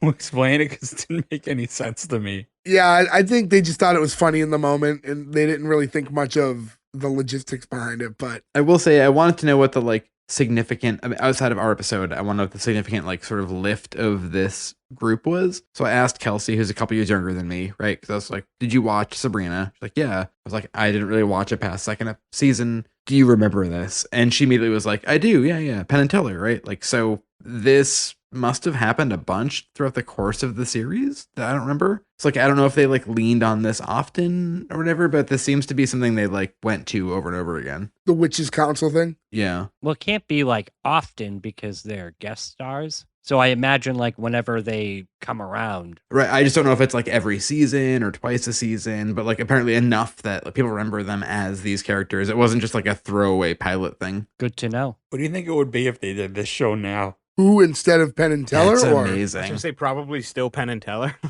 Yeah, probably it'd be Penn and Teller and fuck, who knows? I can't say because I don't know who these people are. I'd be like, oh, who's the girl who did James Bond song who's like a teenager? Billie Eilish? Yeah, Billie Eilish, I guess. That's my best guess. I don't know who people are anymore. Kanye West and Billie Eilish. I was thinking other magicians, but okay. Well, there are no famous other magicians now aside Well, from no, and also like It would be like David. It would be like David Blaine and Chris Angel and I mean, if they did David Blaine, Gwen Stefani, I guess would be a good good Debbie Harry surrogate. you're comparing them though. Like when you say like Billie Eilish and Kanye, like you're saying like in '96, like no one was more famous than Debbie Harry and Penn and Teller. Like that's not the level of celebrity that we're That's fair. comparing. Well, that's why I backed down to Gwen Stefani. You know what it would be like? The logical thing was you would have had like the whoever the celebrity hosts of like a show on that network, like American Idol or America's Got Talent. They would just use like 3 of those people, like, and put them at the podium together. That would be like Nick Lachey. And yeah, just And like Simon Cowell. yeah, who was on a Netflix show this year who has a SAG card they need to renew. And I said if they did this show now, which they technically just did do this show now. Did when they? did that, what's it called? The Chilling Adventures of Sabrina or whatever It was like called. a drama though, wasn't But it? this was in the Riverdale universe spinoff. Oh, I didn't even know. But, it was very different tonally. I watched some of it, but I would watch Anna Nicole, the middle-aged witch. go ahead, say it. On my cold dead body. I just had to get Yeah, that. so Thank you. yeah, let's get right back into this. And so what's going on is she has to give her request, and she says like, all right, my name's Sabrina, I'm 16 and I'd like to turn back time. And Drell immediately is like, denied. It is so hard to hear that and not sing it. I'm sorry. To just bite my fist. Denied? No, if I turn back Oh, time. all right. I was going to say, you guys have done it twice. So now he's like, all right, time to move on. And she's like staring up and down. She doesn't know what to do. And he goes, are you staring at my mole? And I'll tell you, it wasn't until later when he addresses it. The whole Same. time, I'm like, where's the mole? Like, I'm looking at his face. I'm like, what mole? They shoot it poorly. You don't see it until way later. I thought they were talking about he was holding a mole. That is what it is. They were, but Yeah. you were supposed to Oh. think he has a mole. But you don't see it until way later. Like the way it's shot, you can't tell what he's talking about. Yeah, so I'm thinking, like, because before she even gets there, her aunt's like, warn her, like, don't stare at his mole. I did not get that. Yeah. Until It's right too now. subtle. Like it's honestly Yeah. too He subtle should have because been it takes patting until it the the very whole end to get time or it. something. Like, Yeah. they really. And then he's like holding it later, but like, you're like, is this like a weird, like, I don't know. Like, I don't even know what I thought it was in the moment. It and took when me he like, when he is holding it later, it's just a pile of fabric. It's not even like a fake mole. Cassandra says like, all right, let's humor her. Cassandra was Debbie Harry's character. And like, okay. And they're giving Sabrina an opportunity to explain why she wants to turn back time. And she's giving the whole story about, the school and fitting in and everything. And Drell's like, all right, let's speed this up. And then he like waves his finger and now she's speaking in like, fast motion. And, until she gets to the end of the story and then slows it back down. She leaves the important part out. Now she knows this girl knows witches exist. You should do it That's true. so we're not exposed. Yeah, you got to angle this in a way that they're going to go like, okay, maybe we Let should her help know. you. She's a kid. This is like day 2 of Powers. Yeah. So what happens is they say, okay, well, we're going to think about this and we will give you, our answer in the next couple of days. And then she walks off and we get like another quick Drell talking to his mole. It's like, he says like, you love me, don't you? Huh, Moley? So the mole's name is Moley. So, I mean, they're trying to, Moly. the whole time, it's like, why isn't there a mole on his face? That's like what it was supposed to be. It was like the script got written and then like the director didn't get it. And he's like, oh, that's weird. We need to I get a just mole. think it's somebody thinking it's funny and it's gonna land funny and it doesn't. So like then you're sort of sitting there in it and it just doesn't work. They should have had it on his face, but like huge. And then like after he takes it off and starts patting it, you see it's an actual mole. That would have been funnier, yeah. Maybe it was Penn's idea. I don't know. I mean, who knows? But Somebody should tell her. that's the that's the conclusion of that scene. Next off, we get Sabrina like just laying in bed talking to Salem, who's like on some sort of a weird end table thing. She says that, Salem, do you think that the council's going to grant me the time reversal? He's like, I'm the wrong witch to ask. They weren't very lenient to me, sentenced to 100 years as a cat. And then we find out that he dreamed of world domination. And that's what he did to get into this position where he's like, banished into a cat's form. Now, earlier Ferg was like, oh, you say he's Hitler? And I was like, no, of course not. But he's obviously in relation to a character like that. But you do find out that he is in year 25 of his 100-year sentence. That was established in this. I didn't catch that. It's not established in the sentence, but it's established in the lore. I had to look this up because I was like, when did this start, right? Because now I want to know. So that means he would have been turned into a cat in 1971, which means he was either like a crazy hippie or like a Charles Manson hippie, or he was like a crazy right-wing Nixonite and try to take over the world. And I love the idea of like any of those as a spinoff. Like, I don't think that's going to be the Riverdale spinoff that we get, but I want like the crazy Charles Manson, like his name is Salem and he's like, listen, man, the cops are all pigs, man. Like that, like coming next on the WB. Like they'll never do it. And fuck you, you cowards at the WB. Make it happen. And make better TV. I agree. We say it all the time. We should be writing for this. Do you guys all want to write the Charles Manson Archie spinoff? Because I do. Ferg seems like he's in That's with me. amazing.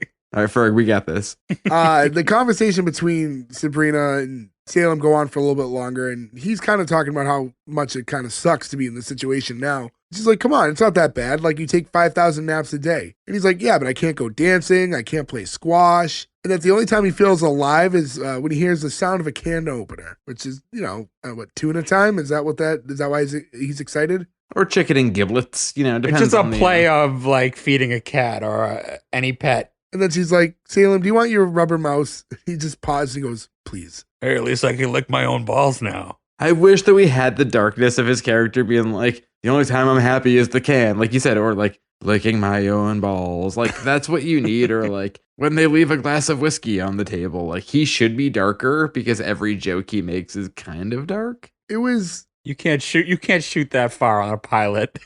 But I'm sure maybe later down the line he becomes more like dark. So in the next scene, we have Sabrina with her two aunts, and they're sitting in the like dining room area, and they're waiting for like to see if there's any word from the Witches' Council. And no sooner do they say that, a letter pops out of the toaster. I don't like the toaster letter thing. That's weird. That was weird. It was like, I don't know. Very Get Smart. Cheap. Just cheap gag. So she grabs it and she reads it. And as she's looking at it, you hear Drell's voice just say, request denied, and haha. I like his character. He's a dick. And it was like, oh, the aunts are sympathetic. And she's like, it's fine. Like every school needs a weird kid, right? So I guess I'm just going to have to deal with that. And, because she at first like didn't want to go back to school ever again, but was told that she had to toughen up. So that was her coming to terms with it, was the idea that, all right, I'm just going to be the weird kid now. I like that though. Is it Zelda that basically it's tough love? Like that gives it like toughen up. Zelda's like the tough aunt, whereas Kellen Ray is the kind of like sarcastic and sexual aunt. I respect that. And then as she's like leaving to go to school, Hilda's like yelling after her, like, I was the weird kid too. And when she leaves, Zelda's like, they don't tar and feather anyone anymore, do they? Like, I hated that. And Hilda's like, whose fault this is? It's that jerk Drell's. Zelda's like, I bet you could probably convince him to change his mind. And Hilda obviously doesn't want to talk to him. She already established, that's her ex-fiance or whatever. Zelda tells her to toughen up. Hilda's like, you know what? Fine. It's payback time. And runs up the stairs. And she storms into the closet, and you see the switch over, like the whole, like the lightning thing that happens when someone goes into that closet. And you don't see the shot itself. You just hear Drell, like, off the camera go, Hilda, what are you doing up here? And then, get your hands off my mole. They're really into this mole thing. They really ride the mole joke into the ground to a point where it's really not funny. Yeah, because it wasn't like, it was never funny, but they kept going back to it as if it was. The equivalent of like Vince A Gordo joke? Something's funny. Yeah, or a Gordo joke. Nothing wrong with that. We're the monster. Today. Yeah, so following that, we cut back into the school, and you see Sabrina and Jenny walking down the hallway. And as they're walking, Jenny's like, hey, I've got a knock-knock joke. So Sabrina's like, who's there? Jenny says, Brad. Sabrina's like, yeah, Brad Pitt. Like, you told me this joke yesterday. Like, no, I didn't. I just heard it on the bus. So I like that this joke is being passed around. I think she heard it on the bus. Can you imagine like somebody telling you this terrible joke a second time too, where like you wouldn't be like, I already heard this. You'd be like, this fucking joke sucks. This Brad Pitt joke is awful. Stop it. Tell me something else. But Sabrina realizes like, oh shit. Like now she knows what's going on. Like we went back a day. Like I get to redo the day. I just want to say she catches on way too fast, where she wouldn't catch up on magic after 1,000 things happen. But she has one joke a second time. She goes, oh, they must have changed their mind. Yeah. She points at a frog, goes back to life, and she's like, what is happening? And someone's like, knock, knock, Brad Pitt. And she's like, oh, we did it. Now that she's fully aware of this world, though, I guess you're going to be a little more open to it when things are out of the ordinary. And then, like, from there, you get, like, the whole redoing of the entire day. So now the pop quiz she suddenly aced because she's ready for the pop quiz. And when the football goes to fly at her, she turns around right in time to catch it, which gets a little bit of, like, a cheer from some of the other students that are nearby. Like anyone would have noticed that happening. It would have been one nerdy dude going, good one, and, like, walked by. Like, that's how, like, a movie would have worked. Hey, way to catch the slow-moving football. I gotta point this out because I've noticed it in the last few episodes. Joe, ever since we did According to Jim and you copied him going, cool. You've done that every episode you've been in since. Oh no, you're becoming Jim Belushi. Jim Belushi now. All it took was Jim Belushi going, cool. So Joe, you're becoming a macho everyman? I'm a macho everyman who once starred in Thief and his Toga 2000. That's all I have to say to that. So so now we're like into this day that she's redoing. So now that she's caught the football, the conversation in the cafeteria with Harvey changes. He still asks to sit down with her, but instead of apologizing for hitting her in the face, it's, hey, good catch. And, they're kind of rehaving the same conversation where she introduces her to Jenny. And when he goes to ask about the mailbox, before they continue the conversation, Sabrina stops it real fast to go, hey, before we get into that, if you're not doing anything Saturday night, would you like to come and see a movie with Jenny and me? And he's like, oh yeah, sure, that'd be fun. Any thoughts on what movies are playing in the fall of '96, by the way? Because it's amazing. Nope, not at all. Everybody take I a don't guess know. about one movie at least. Face Off. Deep Impact. Was 96 Independence Day? 96 was Independence Day, and it probably was still playing because it was summer. Yeah. Ooh, Fear. Oh, is Marky Mark and Fear Dude playing? Just to go through some of the big movies, and we'll just assume all of them are playing. Twister. Because they're probably a secondary market, right? Happy Gilmore, Bottle Rocket, That Thing You Do, Fargo. The fuck is Bottle Rocket? It's the first Owen Wilson, Luke Wilson movie. You've probably seen it. He's playing Comedy Central all the time. I can understand you not seeing that movie, but the fact that you've never heard of Bottle Rocket's kind of crazy, actually. Eraser. Never heard of it. Eraser. Oh, shit. Kingpin, Phenomenon, Ferg, The Frighteners. Nice. I love Frighteners is the a good one. Frighteners. Matilda, Oh, There you go, Matilda. Jack with Robin Williams, Jack's which is a phenomenal. great one. Wow, what a Escape from year, LA. Oh, with Fran Drescher. I think I said That Thing You Do and Thinner. I can't remember now, but those two were fucking amazing. So the chickens out here, and we end on Jingle All the Way. Like 1986 was an amazing movie. Oh, year. with Jim Belushi. Jim Belushi is in it, and the Giant. I love the idea of them all just going to see Fargo. Like that's the movie.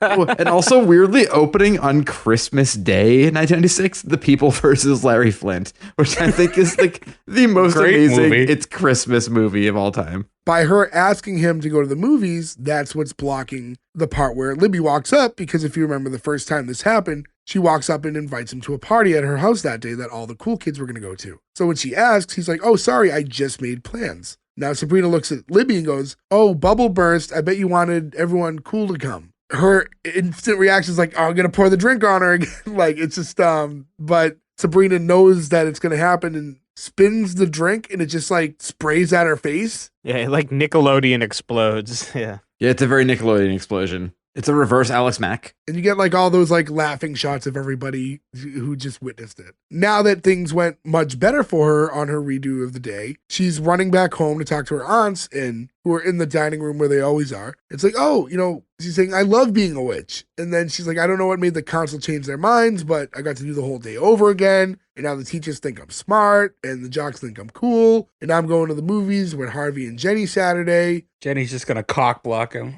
But I like, she goes like, woohoo, I'm normal. I got to go tell the cat. Obviously, that's not very normal. I don't know. I tell my cat a lot of things. Yeah, I talk about my cat a lot, actually. I'm home alone with the cat all day long. Yeah, but neither of you are normal, so it still fits. Yeah, far from. I'm like, Telly, I love you, Jenny. What are you talking about, Jenny? We just do Forrest Gump all the time. That's how you talk to your cat? Yeah. Oh, yeah, totally normal. He ignores the fuck out of me. So Sabrina runs up and grabs Salem and says, I don't play squash, but how about a dance? And then just kind of gets into like this little quick dance where she's running around with the cat. At this point, they're using a real cat for this scene, it looks like. Yeah, I think Yeah. they only cut to the fake cat when they do like the Salem talking. So there was always 2 animatronic cats. There was 3 live cats, and I believe 2 stuffed cats for violent stuff. Did you find out about that did you get a text from Catfax? I cat facts, fucking Nick. No, I actually got that from Wow, I IMDb. completely forgot about that. For the, I know this episode's gone long enough, but Nick, do you want to just explain Catfax real quick? I can't even remember the ethos of it. Reddit. Was it Reddit? Yeah. it was like a Reddit prank. We spoofed a phone number, and through like Google at the time would like allow you to like have a separate phone number, and we picked people and spammed them facts about cats. And with like the ending of, text stop to stop receiving cat facts or whatever. But you would just keep doing it even if and people would lose their fucking minds because they were just getting spammed with cat facts against their Because it's will. not an automated service. It's you, in fact, sending the text. Yeah. I never knew that. I thought you really were just signing people up for some No, app. yeah, no, that's No, the thing. I came up with all those For like a cat real facts. service. Wow. I learned something new like 15 years later. Wow, Nick knows a lot about cats. So from the cat dancing scene, we get into what's like the final, like after commercial break, quick scene that, normally happens on these shows. And it's Sabrina in her room with the cat. And basically the whole scene was just that they were talking. He was talking a little bit about like his life beforehand. And she's like, oh, I'll be right back. I need to get some more milk. And he's like, what? Stay there. You're a witch. Just look under M. And she looks through her spell book. And she's like, oh, wow, look, magic milk. Which I laughed at so hard. Such a fucking weird, like, random thing. Was anybody else expecting it to not be like cow's milk, but like duck No, milk or no, I was Maybe it was bat milk. Duck milk? Did ducks produce milk? I don't think No. so. Ducks are mammals, right? No, they're not mammals. Not mammals, right? I was gonna say they're not No. mammals, so they can't produce milk. Duck milk?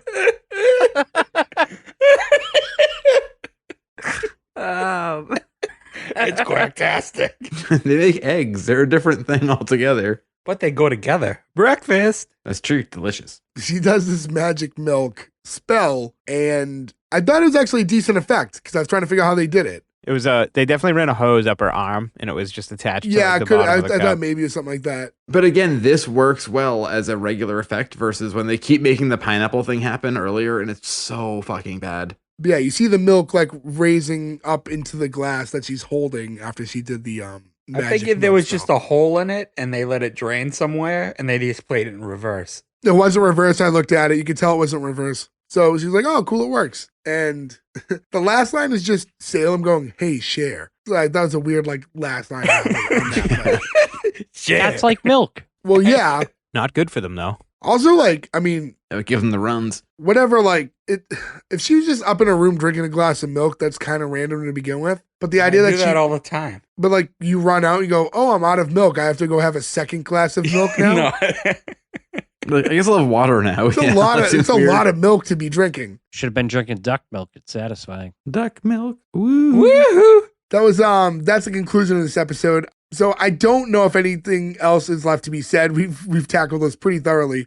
So I guess the only thing to do now is the greenlight or cancel. Joe, I'm going to start with you. This is a rare one where I came in conflicted. I usually have a pretty good understanding of it. Look, nostalgia makes me say yes on this. The idea of how much I hated this watching it as an adult. But like, you have to, again, is it for you or is it not for you? I'm gonna go with the green light. I don't love it, but like, I liked it as a kid and I think it would appeal to people who this is for. And I'm trying to take myself out of this not being for me. There's enough interesting stuff, enough funny jokes. Salem's great. I love Penn and Teller. I love Debbie Harry. I don't want to dwell on this because it feels like weird to dwell on it, but it's fine. It's for an audience and it worked at the time. I don't know if it would necessarily work now. Like, I don't know if this would pull a 16-year-old or 14-year-old's attention now or whatever, but it's a green light, but I don't want to ever watch it again, if that makes sense. You just said you hated it and then you gave it a green light. That's Because it typical makes sense. Joe. It's not a bad show. I just don't like it. That's me separating myself from the when I was 11, I liked this show, and now I'm 36, and I don't want to watch it, but I understand why it's a decent show. I just don't want to watch it ever again as a 36-year-old. You know what I mean? Mm-hmm. So Ferg, you next. I don't, like I said, I didn't watch this. I don't have any nostalgia towards it. I didn't think the plot was bad. Most of my issues were from a technical standpoint. I didn't think the show was paced very well. I didn't like how it just went from scene to scene, no transitions, no anything. I am going to give it a green light just based on, I did enjoy the episode, but it had a lot of problems. But overall, plot itself was good and it's a decent show. So I would like to see more. Nick. Yeah, I agree a lot with what Ferg and Joe have said so far, but this was a poorly executed pilot, in my opinion. I don't think they got the point across well enough. Like, they got the point across. Like, we know what's going on, but I don't think they did a good job of doing it. But like Joe said, you don't really have to think about it like that when you're the age of the demographic that this show was made for. I think if you put yourself in those shoes, it's enticing enough. The storyline is enticing enough to want to keep you interested. And I think obviously that's the most important part of, anything like this is the story good? And I do think it is. Not without its faults, as we've gotten into. I'm giving it the soft green light, but I am giving it the green light. Gordo. I didn't like this show as a 37-year-old man. But like you all said, like, it was a good enough show if that's what you're gearing it towards. Like, it's fine for what it is for a children's show. If I were back in that age range, yeah, sure, I would watch a second episode. Me as a 37-year-old man, no, I don't want to watch a second episode. Stop making me watch children's episodes and putting me in this. We really need to get like a push because like I don't want to greenlight it or cancel it, but ultimately I'm gonna greenlight it because it had all the elements of a good show and it made you want to see what episode 2 is.